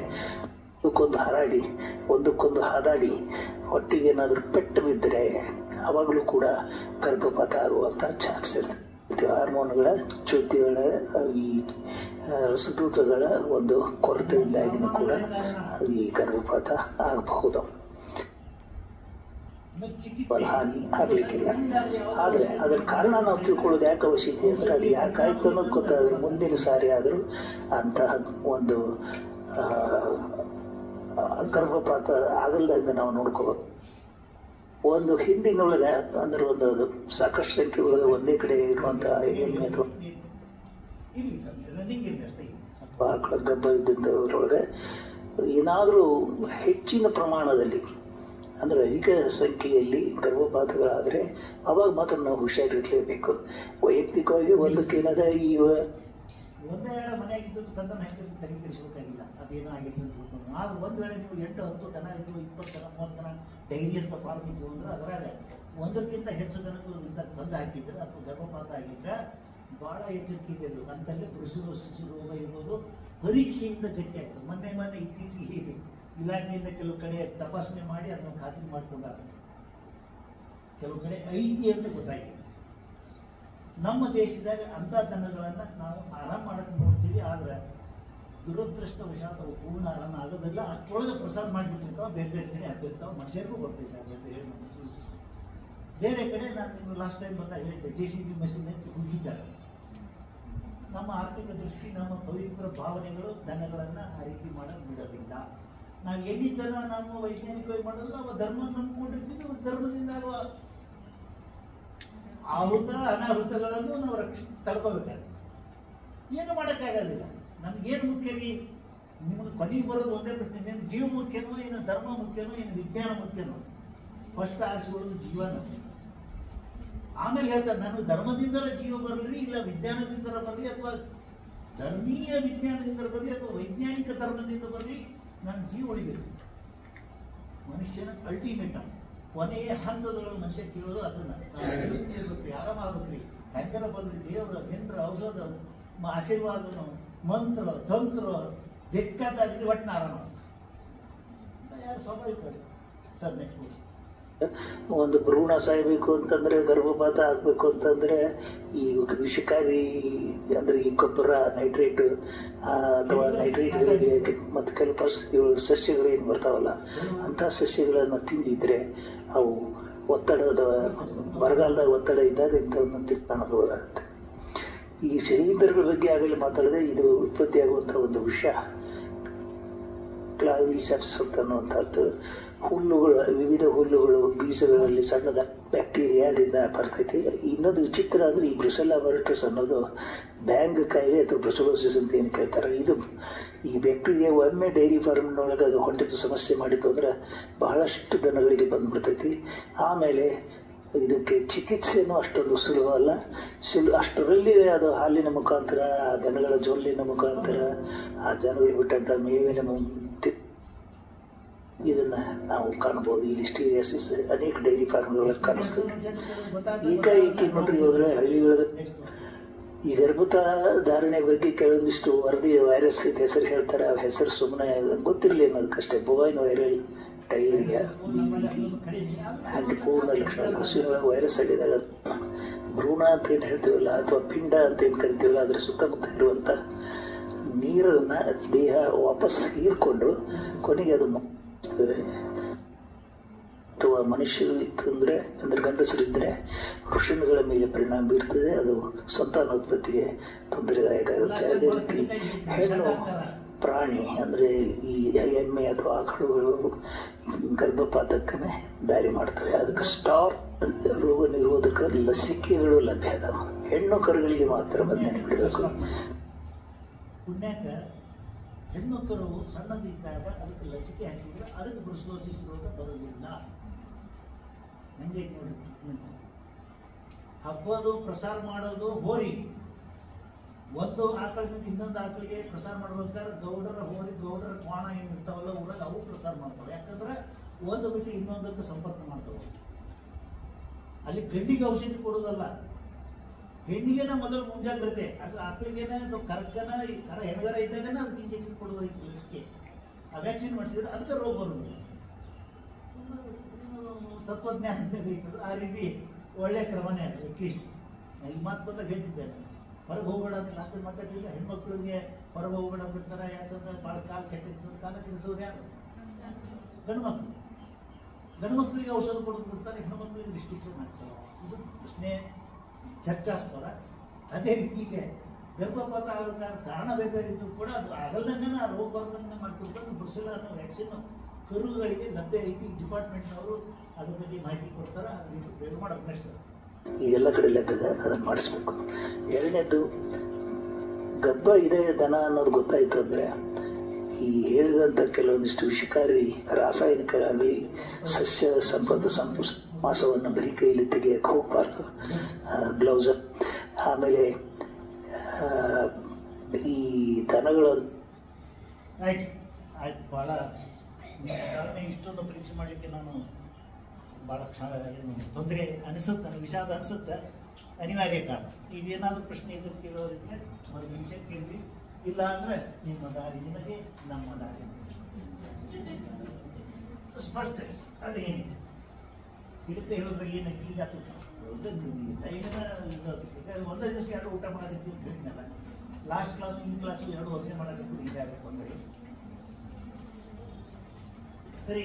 ನಿಮ್ಮ ಏನೋ ಪ್ರಶ್ನೆ ಇಲ್ಲ ಅನ್ನೋದಕ್ಕೆ ನಾನು ಹೇಳ್ಬೇಕಂತ ಹೇಳೀನಿ. ಮುಂದೊಂದು ನಿಮ್ಗೆ ಎಲ್ಲ ರೀತಿಯಿಂದ ಒಳ್ಳೆಯದಾಗಲಿ. ನೀವು ಕೇಳದ ಹೊರತು ನಿಮಗೇನು ಸಿಗೋದಿಲ್ಲ. ಕೇಳಬೇಕಾದನ್ನು, ಯೋಗ್ಯವಾದದ್ದನ್ನು ಸರಿಯಾದ ರೀತಿಯೊಳಗೆ ಕೇಳಿದರೆ ನಿಮಗೆ ಜ್ಞಾನ ಲಭ್ಯವಾಗುತ್ತದೆ. ಒಳ್ಳೆಯದಾಗಲಿ. ನಮಸ್ಕಾರ.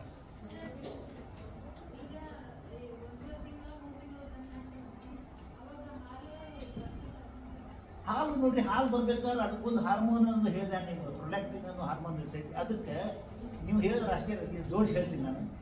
ಗಬ್ಬ ಆಗ್ಬೇಕಂತನೇ ಇಲ್ಲ. ಹೆಣ್ಣು ಪ್ರಾಣಿ ಇರ್ಬೇಕಂತನೂ ಇಲ್ಲ. ಗಂಡು ಪ್ರಾಣಿಯೊಳಗೂ ಹಾಲು ಉತ್ಪಾದನೆ ಆಗಕ್ಕೆ ಕಾರಣ ಐತಿ. ಸೌದತ್ತಿ ಒಳಗೆ ಒಂದು ಎತ್ತು ಹಾಲು ಹಿಂಡ್ತಿತ್ತು, ಟಗರು ಹಾಲು ಹಿಂಡ್ತಿತ್ತು. ಪತ್ರಿಕೆಗಳು ಓದಿರ್ಬೇಕು ನೀವು. ಇದು ಯಾಕಂದ್ರೆ ಅಲ್ಲಿ ಹಾರ್ಮೋನ್ಗಳ ವ್ಯತ್ಯಾಸ. ಇಲ್ಲೂ ಕೂಡ 1 ತಿಂಗಳ 1.5 ತಿಂಗಳ ಅಬಾರ್ಷನ್ ಆಗಿತ್ತು ಅಂತಂದ್ರೆ ಹಾಲು ಬರಬಹುದು, ಬರಲಿಕ್ಕಿಲ್ಲ. ಅದರಾಗಿನ ಪ್ರೊಲ್ಯಾಕ್ಟಿನ್ ಅನ್ನುವಂಥ ಹಾರ್ಮೋನು ಲೆಟ್ಟಿಂಗ್ ಡೌನ್ ಅಂತ LH ಹಾರ್ಮೋನ್ ಅಲ್ಲ,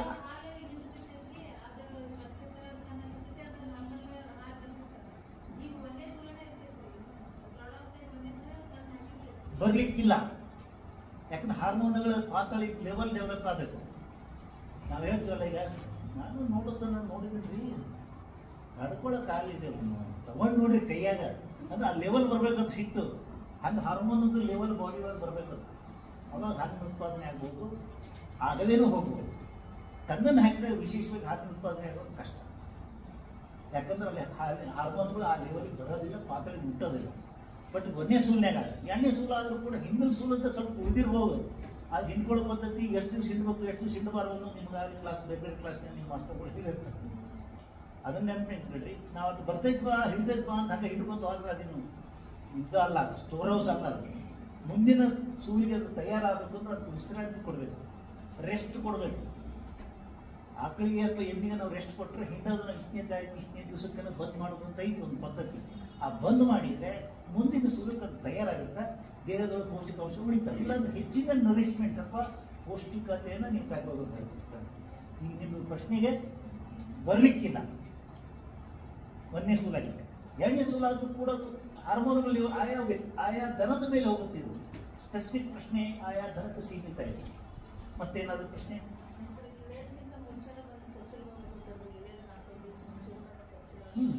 ಹೌದು, ಯಾರಿಲ್ಲ ಅಂದವರು ಬರ್ತಿದ್ದಂತ ಅವಾಗ ಬಸಣ್ಣ ಅಂತ ಪಡ್ಕೊಂಡ ಹಾಲು ಹಿಂದಿಯಿಂದ ಬರ್ಬೇಕಂತ ಯಾರು ಹೇಳಿದ್ರು? ಕೆಚ್ಚಲು ಸ್ವಚ್ಛ ಇರಲಿಲ್ಲ, ಕೆಚ್ಚಲದ ದ್ವಾರದ ಮುಖಾಂತರ ಬ್ಯಾಕ್ಟೀರಿಯಾ ಹೋಗಿದ್ರೆ ಅಥವಾ ವೈರಸ್ ಹೋಗಿದ್ರೆ, ಫಂಗಸ್ ಹೋಗಿದ್ರೆ ಸ್ವಚ್ಛ ಇರಲಿಲ್ಲ ಅಂದ್ರೆ ಯಾವಾಗಾದ್ರೂ ಬರ್ಬೋದು. ಅದು ಗಪ್ ಇದ್ದಾಗ ಬರ್ಬೋದು, ಈದ ಮೇಗೂ ಬರ್ಬೋದು. ಗಪ್ ಇದ್ದಾಗ ನಾವು ಹಿಂಡ್ಕೊಳ್ಳೋದಿಲ್ಲ ಖರೆ, ಆದ್ರೆ ಹೊಲಸಾಗದಂಗೆ ನೋಡ್ಕೋಬೇಕಲ್ಲ. ದಂಧಕ್ಕಿ ಕಟ್ಟು ಜಾಗ ಸ್ವಚ್ಛ ಇರೋದಿಲ್ಲ, ಅದು ಸ್ವಚ್ಛ ಇರೋದಿಲ್ಲ. ನಾವು ದಂಧಕ್ಕಿ ಕಡೆ ಲಕ್ಷ ಕೊಟ್ಟು ನಮ್ದು ಬೇಸಿಕ್ ಪಾಯಿಂಟ್ ಏನಂದ್ರೆ ಸೂಕ್ಷ್ಮವಾಗಿ ನಾವು ಅದರ ನೈರ್ಮಲ್ಯದ ಕಡೆ ಲಕ್ಷ್ಯ ಕೊಡೋದಿಲ್ಲ. ನಮಗೇನಿರ್ತೀವಿ, ಯಾವಾಗ ಹಾಲು ಹಿಂಡಿತೋ, ಯಾವಾಗ ಕರ ಹಿಂಡಿತೋ, ಯಾವಾಗ ಒಂದು ಪುಟ್ಟಿ ಅದನ್ನು ತಿನ್ಸಿದ್ನೋ, ಯಾವಾಗ ಅದರದ್ದು ಹಾಲು ಮಸ್ತ್ ಗಿಣ್ಣದಾಗ ತೊಗೊಂಡು ಬೇರೆ ಕೊಟ್ಟನೋ, ಲಕ್ಷ್ಯ ಆ ಕಡೆ ಹೋಗುತ್ತೆ. ಆರೋಗ್ಯ ಕೈಗೊಳ್ಳೋದಂದ್ರೆ ಮೊದಲಿಂದ ಶುರು ಮಾಡಿ ಕೊನೆವರೆಗೂ ಇರ್ತೈತಿ. ಎಲ್ಲಕ್ಕ ಮೇಲು ಮತ್ತು ಮುಖ್ಯವಾದದ್ದು ದಂಧಕ್ಕಿ ಸ್ವಚ್ಛ ಇರಬೇಕು, ಕೆಚ್ಚಲವನ್ನು ಸ್ವಚ್ಛವಾಗಿ ಇರಬೇಕು, ಅದು ಸೋಂಕಾಗದಂಗೆ ನೋಡ್ಕೋಬೇಕು. ಅದು ಗರ್ಭಕೋಶ ಡೆಮಾನ್ಸ್ಟ್ರೇಷನ್ ಮಾಡಿ ಕೊಡ್ತಾರೆ. ಹೌದಾ? ಅದು ಓವರಿ ಅಂತ ಏನಾಯ್ತು, ಅಂಡಾಶಯ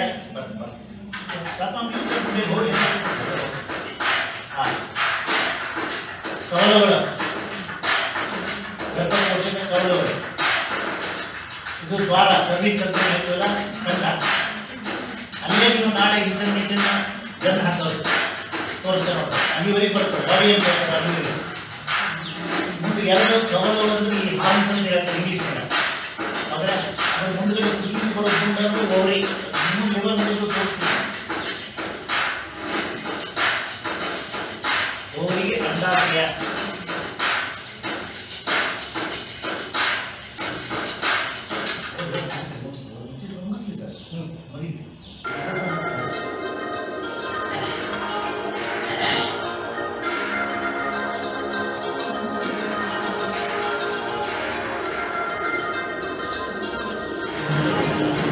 बॉडी देह गर्भकोशದ ದೇಹ ಇಂಗ್ಲಿಷ್ನ ಬರ್ತಿತ್ತು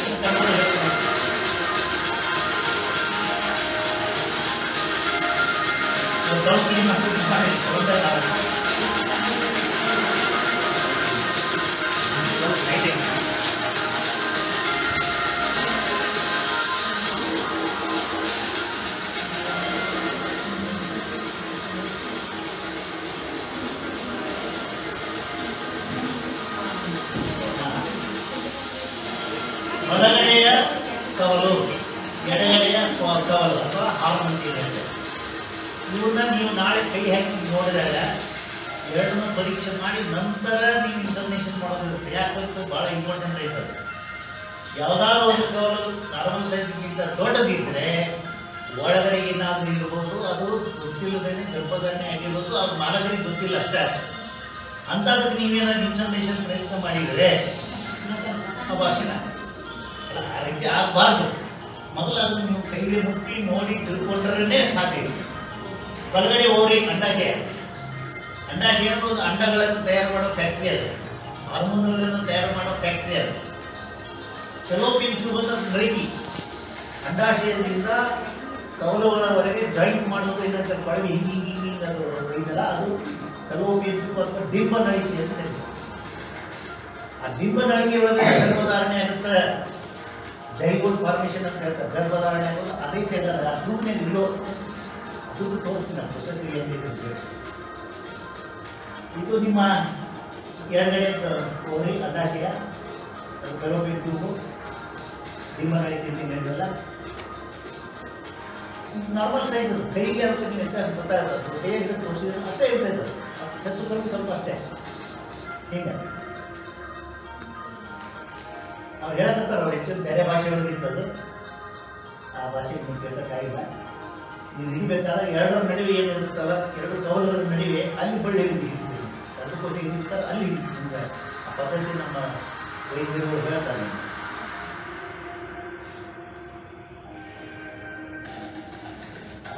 ಹೌದಾ, ಅದರಾದ್ರೆ ಸ್ವಲ್ಪ ತಪ್ಪಾಗೈತಿ. ಹೊರಗಡೆ ದಪ್ಪ ಇಟ್ಟಂದ್ರೆ ಒಳಗಡೆ ಸಣ್ಣ ಪಿಂಡ ಐತಿ.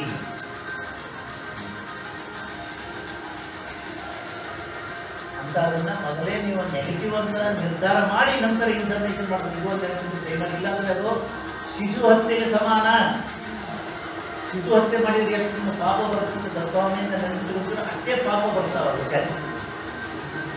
ಅದನ್ನು ಸ್ಪಷ್ಟವಾಗಿ ಕಲ್ತ್ಕೊಳ್ರಿ, ರೂಢಿ ಮಾಡ್ಕೊಳ್ರಿ, ಆಮೇಲೆ ಇದನ್ನ ಪ್ರಯೋಗ ಮಾಡಿ. ಇಷ್ಟ ಸೈಜ್ ಭಾಳ ಏನಿಲ್ಲ,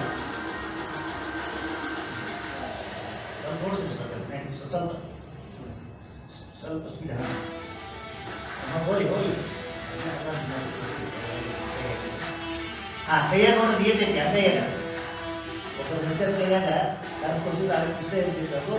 ಗರ್ಭಾವಸ್ಥೆಯಲ್ಲಿ ಇಲ್ಲತ್ತು ನೆಗೆಟಿವ್ ಅಂತ ಏನು ಹೇಳ್ತೀವಲ್ಲ ಅಂಥ ಎಮ್ಮೆ ಅಥವಾ ಆ ಕಡೆಯಿಂದ ಗರ್ಭಕೋಶ ಇದೇ ಸೈಜ್, ಹೆಚ್ಚು ಕಮ್ಮಿ ಇದೇ ಸೈಜ್.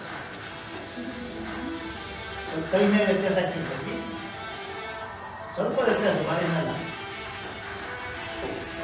ತೋರ್ಸಲಾಗ್ತದೆ ಹೆಂಗೆ ನೋಡ್ಬೇಕು, ಓಡಿ ಹಿಡ್ಕೊಳ್ಳೋದು ಹೆಂಗೆ, ನೋಡೋದು ಹೆಂಗೆ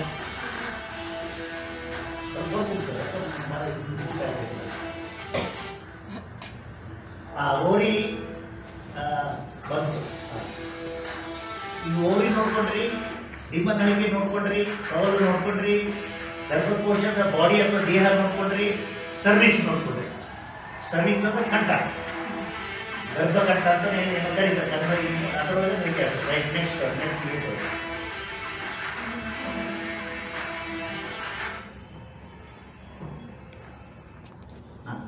ಏನೋ ಉದಾಹರಣೆ ಇದು 46 ಕ್ರೋಮೋಸೋಮ್ ಇರುವಂಥದ್ದು ಅದು 23 ಆಗ್ತದೆ. ಇದು ಡಿಂಬನಾಳದಲ್ಲಿ ಅಥವಾ ಫೆಲೋಪಿಯನ್ ಟ್ಯೂಬ್ನಲ್ಲಿ ಆಗುವಂಥ ಪ್ರಕ್ರಿಯೆ. 23 ಇರ್ತಾವೆ ಅದು ಕ್ರೋಮೋಸೋಮ್ ಅಥವಾ ವರ್ಣತಂತುಗಳು. PUC ವರೆಗೆ ಅಥವಾ PHC ವರೆಗೆ ಓದಿದವರಿಗೆ ಗೊತ್ತಾಗ್ತದೆ ವರ್ಣತಂತುಗಳು. ಹೈಸ್ಕೂಲ್ನಲ್ಲಿ ಹೇಳಿರ್ತಾರೆ ವರ್ಣತಂತುಗಳು ಏನು ಮಾಡೋದು, SSLC ಆದ್ರೆ ಗೊತ್ತಿರಬೇಕು. ಒಂದು ಸಕ್ಸಸ್ ಆದ ಮುಟ್ಟಿದ ಮೇಲೆ ಏನಾಗುತ್ತೆ, ನೆಕ್ಸ್ಟ್ ಒಳಗೆ ಹೋಗ್ತದೆ ಅದು ವೀರ್ಯಾಣು ಒಳಗೆ ಹೋಗ್ತಾವ.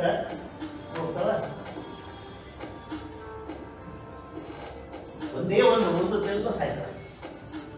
ಆ ಒಂದು ಒಳಗೆ ಅವೆಲ್ಲ ಬೇರೆ ಬೇರೆ ಹೆಸರು ಜೋನಾ ಕಲಿಸಿದ ಜೋನಾ ಅದು ಇದು ಅವೆಲ್ಲ ಅಷ್ಟು ಅವಶ್ಯಕತೆ ಇಲ್ಲ. ಒಂದು ಹೋಗ್ತಿತ್ತು ನೋಡಿ, ಒಂದು ಅಂಡಾಣುವಿಗೆ ಒಂದೇ ಒಂದು ವೀರ್ಯಾಣು ಹೋಗ್ತಿತ್ತು. ಅದು ಒಳಗೆ ಹೋದ್ಮೇಲೆ ಅದ್ರ ರೂಪಾಂತರ ಹೊಂದುತ್ತದೆ. ಅದೆಲ್ಲ ಮೈಮೇಲೆ ಇದನ್ನೆಲ್ಲ ಕಳ್ಸ್ಕೊಂಡ್ಬಿಡ್ತೈತಿ. ಒಳಗಿನ ಒಂದು ಪ್ರೋಟೀನ್ ಇರ್ತದಂಥ ಪದಾರ್ಥ ಅಂಡಾಣುವಿನಲ್ಲಿರುವಂತಹ ಸೇರ್ಕೊಂಡ್ಮೇಲೆ ಜೈಗೋಟ್ ಆಯ್ತು. ಅದು ಒಂದು ಇದ್ದದ್ದು 2 ಆಯ್ತು, 2 ಇದ್ದದ್ದು 4, 4 ಇದ್ದದ್ದು 8. ಇದು ಸ್ಟೇಜಸ್ ಅಂತ ಬೇರೆ ಬೇರೆ ಹಂತಗಳಿವೆ. ಕರು ಬೆಳಿಬೇಕಾದ್ರೆ ಬೇರೆ ಬೇರೆ ಹಂತಗಳು. ಡಿಂಬನಾಳದಿಂದ ಹೊರಬಂತು ಈ ಥರ ರೂಪ ಇರ್ತೈತೆ. ಅದಕ್ಕೆ ಮುಂದೇನಾಗುತ್ತೆ ಅಂತ ನೋಡಿ ಭಾಳ ವಿಜಯ ಆಯ್ತು. ಬ್ಲಾಸ್ಟೋಸಿಸ್ಟ್ ಅಂತ ಇಂಗ್ಲೀಷ್ನ ಕರೀತಾರೆ. ಕನ್ನಡದಲ್ಲಿ ಏನೇನು ಹೇಳ್ತಾರೆ ನಮಗೂ ಅಷ್ಟ ಇದೆ ಇಲ್ಲ. ಬಂತು, ಎಲ್ಲಿ ಬಂತು ತನ್ನ ಜಾಗ ಹುಡುಕುತ್ತದ. ಸ್ವಲ್ಪ ಸ್ಟಾಪ್ ಮಾಡ್ತಾರೆ, ಸ್ಟಾಪ್ ಮಾಡಿ ಸ್ವಲ್ಪ ಅಂಶಗಳಿಂದಲೇ ಬದುಕಿರುತ್ತೆ 8 ರಿಂದ 10 ದಿವಸ. ಆಮೇಲೆ ಅದಕ್ಕೊಂದು ನೆರಿಬೇಕು, ಆಸರೆ ಬೇಕಲ್ಲ. ಎಷ್ಟು ದಿವಸ ಅಂತೇಳಿ ಅದು ಅಂಡದಲ್ಲಿರುವಂಥ ಅಥವಾ ದತ್ತಿ ಅಂತಲೂ ಕರೀತಾರೆ. ಅದರೊಳಗಿರುವಂಥ ಪೌಷ್ಟಿಕಾಂಶ ಬಳಸಿದ್ರೆ ಬೆಳೆಯಕ್ಕೆ ಸಾಧ್ಯ ಐತಿ. ಅದಕ್ಕೇನು ಮಾಡ್ತೈತಿ, ಜಗ ಹುಡುಕು. ಆ ಜಗ ಯಾವುದು ಅನ್ನೋದು ನೋಡ್ತೀವಿ, ನೋಡೋದಕ್ಕೆ ತೋರಿಸ್ತಾರೆ. ಗರ್ಭಕೋಶದ ಕವಲಗಳು ಒಂದು ಕವಲಿಗೆ ಬಂದು ಫಿಕ್ಸ್ ಆಗುತ್ತೆ ಬಾಡಿಗೆ. ಅಲ್ಲಿ ತನ್ನ ಬೇರು ಬರ್ತೈತಿ. ಅಲ್ಲಿಂದ ತಾಯಿ ಗರ್ಭಕೋಶದ ಒಳಗಿನ ಹೊರೆ ಎಂಡೋಮೆಟ್ರಿಯಂ ಅಂತ ಏನಾಯ್ತಲ್ಲ, ಅಲ್ಲಿಂದ ರಕ್ತನಾಳಗಳನ್ನು ಬೆಳೆಸಿಕೊಂಡು ರಕ್ತ ತಗೊಂಡು ಬೆಳೀತೀವಿ. ಅದಕ್ಕೆ ಕಳು ಸಂಬಂಧ ಅಂತ ಹೇಳೋದೇ. ತಾಯಿ ಮಕ್ಕಳನ್ನಾಗಲಿ ಕರು ತಾಯಿ ಹಸು ಆಗಲಿ ಸಂಬಂಧ ಬೆಳೆಯೋದು ಇಂಗ್ಲೀಷ್. ಈ ಕರುಳು ಬಳಿ ಬೆಳೆಯೋದ್ರಿಂದನೇ ನಿಜವಾದ ಸಂಬಂಧ. ಆವಾಗ ರಕ್ತ ಪೂರೈಕೆ, ರಕ್ತ ಹಂಚ್ಕೊಂಡು ಹುಟ್ಟ್ಯಾಗಿ ಅಂತ ಹೇಳ್ತಾರಲ್ಲ. ರಕ್ತ ಏನು, ರಕ್ತ ಹಂಚ್ಕೊಂಡು ಹುಟ್ಟಿತು. ಇದು ಒಂದು ಸಂತತಿ ಬಗ್ಗೆ ಇರುವಂಥ ಒಂದು ಸ್ಯಾಂಟಿಟಿ ಅಂತ ಹೇಳ್ತಾರೆ, ಒಂದು ಗೌರವ. ಅದರ ಬಗ್ಗೆ ಇದು ಮಾಹಿತಿ, ಇದು ವೈಜ್ಞಾನಿಕ ಮಾಹಿತಿ. ಇದು ಆಧ್ಯಾತ್ಮಿಕ ಯಾರು ಏನು ಹೇಳ್ತಾರೆ ಗೊತ್ತಿಲ್ಲ ನನಗೆ. ಸರ್ ನೆಕ್ಸ್ಟ್ ಪಾಪ ಪುಣ್ಯಗಳ ಬಗ್ಗೆ ಇದೇ ವಿಚಾರ ಮಾಡೋದು, ನಾವು ಇಲ್ಲೇ ವಿಚಾರ ಮಾಡೋದು. ಮೊದಲು ಜನ ಹಿಂದೆಲ್ಲ ಸುಳ್ಳವಲ್ಲ. ಈಗ ಕರೆ ಅಂದ್ರೆ ನಾವು ವಿಷಯಕ್ಕೆ ಬಂದ್ವಿ. ಹೋರಿಯ ಜನನೇಂದ್ರಗಳ ಬಗ್ಗೆ ಇದನ್ನು ಮುಂದೆ ಸ್ಲೈಡ್ ತೋರಿಸ್ತೀನಿ, ಅಲ್ಲಿವರೆಗೆ ನೋಡ್ತೀನಿ. ಏನದು ಸೃಷ್ಟಿಯೊಳಗೆ ಹೆಂಗೆ ವ್ಯವಸ್ಥೆ ಇತ್ತಂದ್ರೆ, ಈ ರಿಪ್ರೊಡಕ್ಟಿವ್ ಆರ್ಗನ್ ಸ್ವಲ್ಪ ಸಂತಾನೋತ್ಪತ್ತಿ ಅಂಗಗಳು ಹೋರಿ ಒಳಗೆ ನೋಡೋದಕ್ಕೆ ನೀವು ಕೈಯಾಗ ಸ್ಲೋ ಮಾಡಿಸಬೇಕು. 1.75 ಸ್ಪೀಡ್ ಈಗ ತಿರುಗಿ ಸ್ಟಾಪ್ ಮಾಡಿಬಿಡ್ಬೇಕು ಸರ್. ಸ್ಟಾಪ್ ಮಾಡಿ ನೆಕ್ಸ್ಟ್ ಸ್ಲೈಡ್ ಸ್ಟಾಪ್ ಮಾಡ್ತಾರೆ. ಈಗ ಓರಿ ಸ್ಟಾಪ್ ಮಾಡ್ತಾರೆ. ಎಡಗಡೆ ನೋಡಕತ್ತೆ ಈಚೆಗೆ ಅಲ್ಲ, ಇದು ಆಚೆ ನೋಡ್ಬೇಡಿ. ಈ ಜನ ಇದು ಚಿತ್ರ ನೋಡ್ರಿ. ಎಡಗಡೆ ನೋಡಕಂದ್ರೆ ನಿಮ್ಗೆ ಕಾಣೋದೇನು, ಇಲ್ಲೇ ಇದು ಆಕಳನ್ನು ತೋರಿಸ್ತೀನಿ. ಅದ್ರ ಬಗ್ಗೆ ಇದು ಕೈ ಹಾಕಿರ್ತೀವಿ, ನೆನ್ಪಿಟ್ಬಿಟ್ಟು ನಾವು ನೀವು ಸಂಬಂಧಪಟ್ಟದ್ದು ಇದಕ್ಕೆ ಕೈ ಹಾಕೋದು. ಯಾಕಂದ್ರೆ ನಾವು ಒಳಗೆ ದೇಹದ ಒಳಗೆ ಪ್ರವೇಶ ಮಾಡೋದು ಮೊದಲನೇ ಸಾಧ್ಯ. ದೇಹದ ಮೇಲೆ ಆಕ್ರಮಣ ಮಾಡೋದು ಇದ್ರ ಕೆಲಸ ಇದ್ರೆ ಹೇಳಿ ನಾನು ಮಾಡ್ತೀನಿ. ಇದು ಮತ್ತೊಮ್ಮೆ ಇದು ಸರ್ ನಿಲ್ಲಿಸಿ. ಇದು ನಾವು ಅನಾಟಮಿ 87ನೇ ಇಸ್ವಿಯಿಂದ 2000 ಇಸ್ವಿವರೆಗೆ PVSC ಹುಡುಗರಿಗೆ ಅನಾಟಮಿ ಕಲಿಸಿದ ಮಾಸ್ತರ್ ನಾನು. ಅವಾಗ ಡಿಸೆಕ್ಷನ್ ಮಾಡಿ ತೆಗೆದಿಟ್ಟಿದ್ದೆ. ಕೊಳಿಲಾರ್ದಂಗೆ ಇವೆಲ್ಲ ಆರ್ಗನ್ ಅಥವಾ ಅವಯವನ್ನ ಹೆಂಗೆ ಇಡ್ತಾರೆ, ಫಾರ್ಮಲಿಂದ ಇಟ್ಟಿರ್ತಾರೆ. ನೀನು ಯಾರಲ್ಲಿ ದವಾಖಾನೆಗೆ ಹೋಗಿ ನೋಡಿದವರು, ಈ ಮನುಷ್ಯ ದವಾಖಾನೆಗೆ ಎಲ್ಲರೂ ಮ್ಯೂಸಿಯಂ ಇದ್ರೆ KMC ಒಳಗೆ ಪೆಥಾಲಜಿ ಡಿಪಾರ್ಟ್ಮೆಂಟ್ ಇವಾಗ, ಅದು ಯಾವುದೇ ಮಣಿಪಾಲ್ ಆಸ್ಪತ್ರೆಗೆ ಬಂದು ಅಲ್ಲಿ ಹಾಸ್ಪಿಟ್ಲ್ ಇವಾಗ ಅದು ಮ್ಯೂಸಿಯಂ ಇವಾಗ ಒಂದು ಬರ್ಮಿ ಒಳಗೆ ಇಟ್ಟಿರ್ತಾರೆ ಎಲ್ಲರೂ. ಆ ಒಳಗೆ ಫಾರ್ಮಾಲಿನ್ ಅಂತ ಇರ್ತದೆ, ಫಾರ್ಮಾಲಿಹೈಡ್ ಅಂತ ಕರೀತಾರೆ. ಅದು ಕೆಡೋದನ್ನು ನೋಡ್ಕೊತಾರೆ. ಏನೇನು ಜೀವಕೋಶಗಳು ಕೆಡದಾಗ ಅದು ಸತ್ತಿರ್ತಾವೆ, ಕೆಡೋದಿಲ್ಲ. ಕಳಿಯೋದಕ್ಕೂ ಕೊಳೆಯೋದಕ್ಕೂ ನೆನ್ಪಿಟ್ಟು ದಯಮಾಡಿ ಒಂದು ವಾಕ್ಯ ಹೇಳ್ತೀನಿ. ಉಪ್ಪಿನಕಾಯಿ ಕಳಿತೀವಿ, ತಿಪ್ಪೆ ಗೊಬ್ಬರ ಕೊಳಿತೀವಿ. ಇದ್ರ ಮೇಲೆ ನಿಮ್ಗೆ ಅರ್ಥ. ಇಲ್ಲಿ ಅವಯವಗಳನ್ನು ಅವ್ರು ಮಾಸ್ತರಿಗೆ ತೋರಿಸ್ತಾರೆ. ಅದೊಂದು ವಿಡಿಯೋ ಎಲ್ಲ ಸಿಕ್ತು ಹಾಕಿದ್ದೆ ಸರ್ ನೆಕ್ಸ್ಟ್ ಮಾಡಿ ಆಗಲೇ ಏನು ಹೇಳ್ತಾರೆ ಅವೆಲ್ಲನೂ ಅವ್ರ ಕೈ ಹಿಡಿದು ತೋರಿಸ್ತಾರೆ.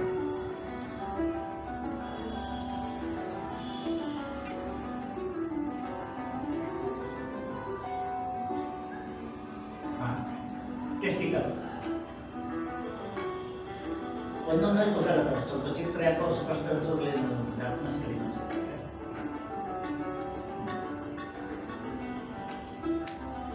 ಬಹುಶಃ ನೀವು ಸ್ಲಾಟರ್ ಹೌಸ್ಗೆ ಹೋದ್ರೆ ನಿಮಗೆ ಕಸಾಯಿಕಾಯಿ ಕರ್ಕೊಂಡು ಹೋದ್ರೆ ಇವನ್ನೆಲ್ಲ ನೋಡೋ ಅವಕಾಶ ಸಿಗ್ಬೋದು. ಅಥವಾ ನಿಮ್ಮಲ್ಲಿ ವ್ಯವಸ್ಥಾಪಕರ ಮನಸ್ಸು ಮಾಡಿದರೆ ಇವು ಇರುವಂಥ ಜಾಗಕ್ಕೆ ನಾವು ಕರ್ಕೊಂಡು ಹೋಗಿ ತೋರಿಸ್ಬೋದು. ಅಥವಾ ಅವು ಇರುವಂಥ ಜಾಗದಿಂದ ಅವ್ನು ತಗೊಂಡು ಬಂದು ನಿಮ್ಮ ಇವರಿಗೆ ತೋರಿಸ್ಲಿಕ್ಕೂ ಸಾಧ್ಯ. ಇದೆಲ್ಲ ನಿಮ್ಮ ಆಸಕ್ತಿಗಳು. ನೀವು ಕೇಳಿದ್ರೆ ಸಾಧ್ಯ, ನೀವು ಕೇಳಿಲ್ಲ ನಮ್ದು ಬರೋ ನಿಮ್ದು ಬರೋ ನಡೆಯುತ್ತೆ ಅಷ್ಟೇ. ಬೇರೆ ಬೇರೆ ಅವಯವಗಳನ್ನು ತೋರ್ಸಕ್ಕಂಥ ಆಗಲ್ಲ. ಬಾಹ್ಯ ಜನರಿಂದ ಇದಕ್ಕೆ ಸಂಬಂಧಪಟ್ಟದ್ದು ಇಲ್ಲಿ ದೇವಮೇಟ್ ಬ್ರಾಡ್ ಅಂದರೆ ಮೂತ್ರ ಚೀಲ ಅಂದರೆ ಇಲ್ಲಿಂದ ಕೆಳಗೆ ಬರೋದು ಇದು ಈ ಟೆಸ್ಟಿಕಲ್ಸ್ ಅಂತ ವೃಷಣಗಳು. ಅಲ್ಲಿಂದ ಉತ್ಪಾದನೆ ಆಗೋ ವೀರ್ಯಾಣ ಅದರಲ್ಲೂ ಒಂದು ಬಳಿ ಕೊಡ್ತೀವಿ. ಡಿಂಬನಳಿಕೆ ಅಂತ ಹೆಂಗೆ ನಾವು ಇದ್ರೊಳಗೆ ಹಿಡಿದಿಲ್ಲ ಹೋಗಿ ಒಳಗೆ ಹಾಗೆ ಅದರ ಮುಖಾಂತರ ಬಂದು ಸ್ಪರ್ಮೆಟಿಕ್ ಕಾರ್ಡ್ ಅಂತ ಹೇಳ್ತಾರೆ. ಪೂರ್ಣ ಮಂಡಲ ಇರ್ತದೆ. ಬೀಜ ಹೊಡಿತೀವಲ್ಲ, ನಮ್ಮ ಬೀಜ ಹೊಡೆಯೋದು ನೋಡಿರ್ಬೇಕು ಕ್ಯಾಸ್ಟ್ರೇಷನ್. ಹಿಂಗೆ ಗಿಚ್ಚಿದಾಗ ಇದೆಲ್ಲ ಕ್ರಶ್ ಮಾಡ್ತೀವಿ ನಾವು. ಅವ್ರ ರಕ್ತ ಪೂರೈಕೆ ನರಗಳ ಸಂಪ್ರಾಯ ಎಲ್ಲ ನಿಂತೋಗುತ್ತೆ. ಆದರೆ ಇದು ಕೊಳಕೋದು ಇನ್ನೇನು ಒಳಗಿಂದೆಲ್ಲ ಸತ್ತೋಗಿರ್ತಾವ. ಸತ್ತದೆಲ್ಲ ಹೀರ್ಕೊತಿರ್ತಾರೆ ಗೇಮ್ಸ್ ಮುಖಾಂತರ. ಅದು ಹೀರ್ಕೊಂಡ್ಮ್ಯಾಗ ಅದು ಹೋರಿ ಇದ್ದದ್ದು ಎಂತ ಹೋರಿಗೂ ಎತ್ತಿಗೂ ವ್ಯತ್ಯಾಸ ಏನು ಅನ್ನೋದು ಒಂದೇ ಒಂದು ಲೈನ್ ಹೇಳ್ಬೇಕಂದ್ರೆ ಬೀಜ ಬರೋದು ಕಸಿ ಮಾಡಿದ್ದು ಅಂತ ಇದು ಅವಶ್ಯ ಐತೆ. ನಮ್ಮ ಧರ್ಮವನ್ನು ಕಂಟ್ರೋಲ್ ಮಾಡೋದು ಲಾಸ್ಟ್ ಟೈಮ್ ಹೇಳೋದು ಮಾಡ್ತಿದ್ದೆ ಏನೋ ಗೊತ್ತಿಲ್ಲ. ಈ ಕಸಿ ಮಾಡೋದು ಈ ಟೆಸ್ಟಿಕಲ್ ಅಲ್ಲಿ ಭೂಷಣ ಅಲ್ಲಿಂದ ಉತ್ಪನ್ನ ವೀರ್ಯಾಣು ಅದಕ್ಕೆ ಮುಖಾಂತರ ಬಂದು ಸಮಯ ನಿರ್ವಹಿಸ್ಕೊಂಡು ಲಿಕ್ವಿಡ್ ಆಗುತ್ತಲ್ಲ. ಒಂದಿಷ್ಟು ಪ್ರಾಸ್ಟೇಟ್ ಗ್ರಂಥಿ ಅಂತ ಇರ್ತಾವ, ಅವು ಒಂದಿಷ್ಟು ಸ್ರಾವ ಸೂಚಿಸ್ತಾವೆ, ಎಲ್ಲ ತಯಾರಾಗಿ ಹೊರಗಿನ ಬಾಹ್ಯ ಜನನಿಂದೇ ಇದೆ. ಇಷ್ಟು ತನ ಒಳಗೆ ಕಾಣೋದಿಲ್ಲ. ಇಲ್ಲಿಂದ ಇಷ್ಟ ಕಾಣುತ್ತೆ. ನಮ್ಮ ಹೊರಗೆ ಇಷ್ಟ ಕಾಣ್ತಾವೆ, ಇಷ್ಟ ಕಾಣುತ್ತೆ, ಏನು ಕಾಣೋದಿಲ್ಲ ಒಳಗೆ. ಇಲ್ಲಿಂದ ಕಾಣೋದೇನಿತ್ತಲ್ಲ ಇದರ ಮುಖಾಂತರ ಕೃತಕ ಗರ್ಭಧಾರಣ ಕೇಂದ್ರದೊಳಗೆ ಹೋರಿಯಿಂದ ಇನ್ನೊಂದು ಹೋರಿ ತಗೊಳ್ಳೋ ಮುಂದರಾಗಲಿ ಅಥವಾ ನೈಸರ್ಗಿಕವಾಗಿ ಒಂದು ಹೋರಿ ಇನ್ನೊಂದು ಆಕಳಿಗೆ ಅವರ ಮುಂದರಾಗಲಿ ಈ ವೀರ್ಯಾಣು ಪಾಸ್ ಆಗುತ್ತೆ. ಆಮೇಲೆ ಆ ಕಟ್ಟಿ ಚಾಲುವಾಗುತ್ತೆ. ವೀರ್ಯಾಣುವಿನಿಂದ ಅಂಡಾಣುವನ್ನು ಕೂಡೋ ವಿಲನದ ವೇಳೆ ಅದು ಶುಭ ವೇಳೆ ಆಗಿದ್ರೆ ಕಟ್ಕೊಂತೈತಿ. ಅದು ಹೊಂದಾಣಿಕೆ ಆಗಲಿಲ್ಲ ಅಂತ ಕಟ್ಕೊಳ್ಳೋಕೆ ಸಾಧ್ಯನೇ ಇಲ್ಲ. ಇದು ಬರುತ್ತೆ ನಾಳೆ ಪ್ರಶ್ನೆ. ಅದೇನ್ರಿ 3 ಸರಿ ಇಂಜೆಕ್ಷನ್ ಮಾಡಿದ್ವಿ ಇನ್ನೂ ಕಟ್ಕೊಂಡಿಲ್ಲ, ಮಾತ್ರ ಕಟ್ಕೊಂಡಿಲ್ಲ, ಭಾಳ ಹೇಳ್ತಿರ್ತಾರೆ. ಯಾಕಂದ್ರೆ ಇದು ಒನ್ ಆಫ್ ದ ರೀಸನ್, ಬಹಳಷ್ಟು ಕಾರಣದ ಒಂದು ಕಾರಣ ಹೇಳಿದ್ರು. ಸರ್ ನೆಕ್ಸ್ಟ್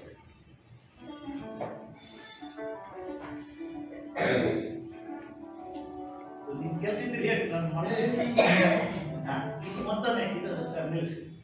ಇದು ನಾವು ಅನಾಟಮಿ 87ನೇ ಇಸ್ವಿಯಿಂದ 2000 ಇಸ್ವಿವರೆಗೆ BSc ಹುಡುಗರಿಗೆ ಅನಾಟಮಿ ಕಲಿಸಿದ ಮಾಸ್ಟರ್ ನಾನು. ಅವಾಗ ಡಿಸೆಕ್ಷನ್ ಮಾಡಿ ತೆಗೆದಿಟ್ಟಿದ್ದೀನಿ. ಒಳಿಲಾರ್ದಂಗೆ ಇವೆಲ್ಲ ಅರ್ಧನದ ಅವಯವನ್ನ ಹೆಂಗೆ ಇಡ್ತಾರ ಫಾರ್ಮಲಿಂದ ಇಟ್ಟಿರ್ತಾರೆ. ಯಾರಲ್ಲಿ ದವಾಖಾನೆ ಕೂಡಿಕೊಂಡವರು ಇಲ್ಲಿ ನರ್ಸರ್ ದವಾಖಾನೆಗೆ ಎಲ್ಲಾರು ಮ್ಯೂಸಿಯಂ ಇದ್ರೆ KMC ಒಳಗೆ ಪೆಥಾಲಜಿ ಡಿಪಾರ್ಟ್ಮೆಂಟ್ ಇವಾಗ ಹಂಗೆ ಯಾವ್ದು ಮಣಿಪಾಲ್ ಆಸ್ಪತ್ರೆ ಹೋದ್ರೆ ಅಲ್ಲಿ ಹಾಸ್ಪಿಟಲ್ ಇವಾಗ ಅದು ಮ್ಯೂಸಿಯಂ ಇವಾಗ ಒಂದು ಭರಣಿ ಒಳಗೆ ಇಟ್ಟಿರ್ತಾರೆ ಎಲ್ಲರೂ. ಆ ಒಳಗೆ ಫಾರ್ಮಾಲಿನ್ ಫಾರ್ಮಾಲಿಟಿ ಹೇಳಿದ್ರೆ ಅದು ಕೆಡೋದನ್ನು ನೋಡ್ಬೋದು. ಏನೇ ಜೀವಕೋಶಗಳು ಕೆಡದ ಅದು ಸತ್ತಿರ್ತಾವು, ಕೆಡೋದಿಲ್ಲ. ಕಳಿಯೋದಕ್ಕೂ ಕೊಳಿಯೋದಕ್ಕೂ ನೆನ್ಪಿಟ್ಟು ದಯಮಾಡಿ ಒಂದು ವಾಕ್ಯ ಹೇಳ್ತೀನಿ. ಉಪ್ಪಿನಕಾಯಿ ಕಳಿತೀವಿ, ತಿಪ್ಪೆ ಗೊಬ್ಬರ ಪಳಿತೀವಿ. ಇದ್ರ ಮೇಲೆ ನಿಮ್ಗೆ ಅರ್ಥ. ಇಲ್ಲಿ ಅವಯವಗಳನ್ನು ಅವ್ರು ಮಾಸ್ತರಿಗೆ ತೋರಿಸ್ತಾರೆ. ಒಂದು ವಿಡಿಯೋ ಎಲ್ಲ ಸಿಕ್ತು ಹಾಕಿದ್ದೆ ಸರ್ ನೆಕ್ಸ್ಟ್ ಮಾಡಿ. ಆಗ ಏನು ಹೇಳ್ತಾರೆ ಅವೆಲ್ಲನೂ ಅವ್ರ ಕೈ ಹಿಡಿದು ತೋರಿಸ್ತಾರೆ.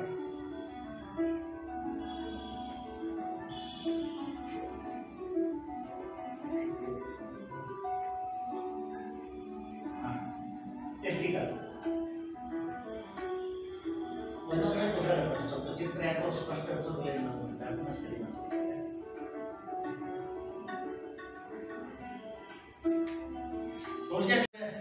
ಅಲ್ರಿ ನೀವು ತಿಳ್ಕೊಂಡು ಮಾಡಿದ್ರೆ ಸಾಮಾನ್ಯ ಸರ್ಕಾರಿ ಕಚೇರಿಗಳು ಕೇಳಿ ಹಂಗೆ ಇಲ್ಲಿ ಹಾರ್ಮೋನ್ ಇರ್ತೈತಿ. ಆದ್ರೆ ಅದು ಆಕ್ಷನ್ ತಗೋಬೇಕಾದ್ರೆ ಆರ್ಡರ್ ಬೇಕು ಅಂತ ಹಂಗೆ ಇವು ಪಾಸ್ ಆಗುತ್ತೆ. ಹಾರ್ಮೋನ್ ಬಂದು ಆ ರಕ್ತನಾಳಗಳ ಮುಖಾಂತರ ಬಂದು ಅವಯವಗಳಿಗೆ ಮುಟ್ಟಬೇಕು. ಪ್ರತಿಯೊಂದು ಅವಯವದ ಒಂದೊಂದು ಕೆಲಸ ಐತಿ. ಎಲ್ಲಿ ಭಾಗ ಏನು ಕೆಲಸ ಮಾಡಬೇಕು ಅದೊಂದು ಕ್ಲಾಸ್ ನೆಕ್ಸ್ಟ್ ಇದು ಆಗಲಿ ಕೂಡಿಸಿದ್ದೇನೆ ಭಾಗ ಮತ್ತೆ ಹೇಳುವ ಅವಶ್ಯಕತೆ ಇಲ್ಲ ಅನ್ಸುತ್ತೆ. ಆದರೂ ಒಮ್ಮೆ ವೀರ್ಯಾಣುಗಳು ಉತ್ಪತ್ತಿ ಮಾಡುವ ಸ್ಟಾಟಿಸ್ಟಿಕಲ್ಸು ಅವುಗಳ ಮುಖಾಂತರ ವೀರ್ಯಾಣುಗಳು ಸಂಗ್ರಹವಾಗಿ ಈ ಒಳಗಿನ ಭಾಗ ಪೆಲ್ವಿಕ್ ಪಾರ್ಟ್ನಲ್ಲಿರುವಂಥ ಯುರೇತ್ರ ಅಂತ ಹೇಳ್ತೇವೆ. ಯುರೇತ್ರ ಮತ್ತೊಂದು ಸೃಷ್ಟಿ ವಿಚಿತ್ರ.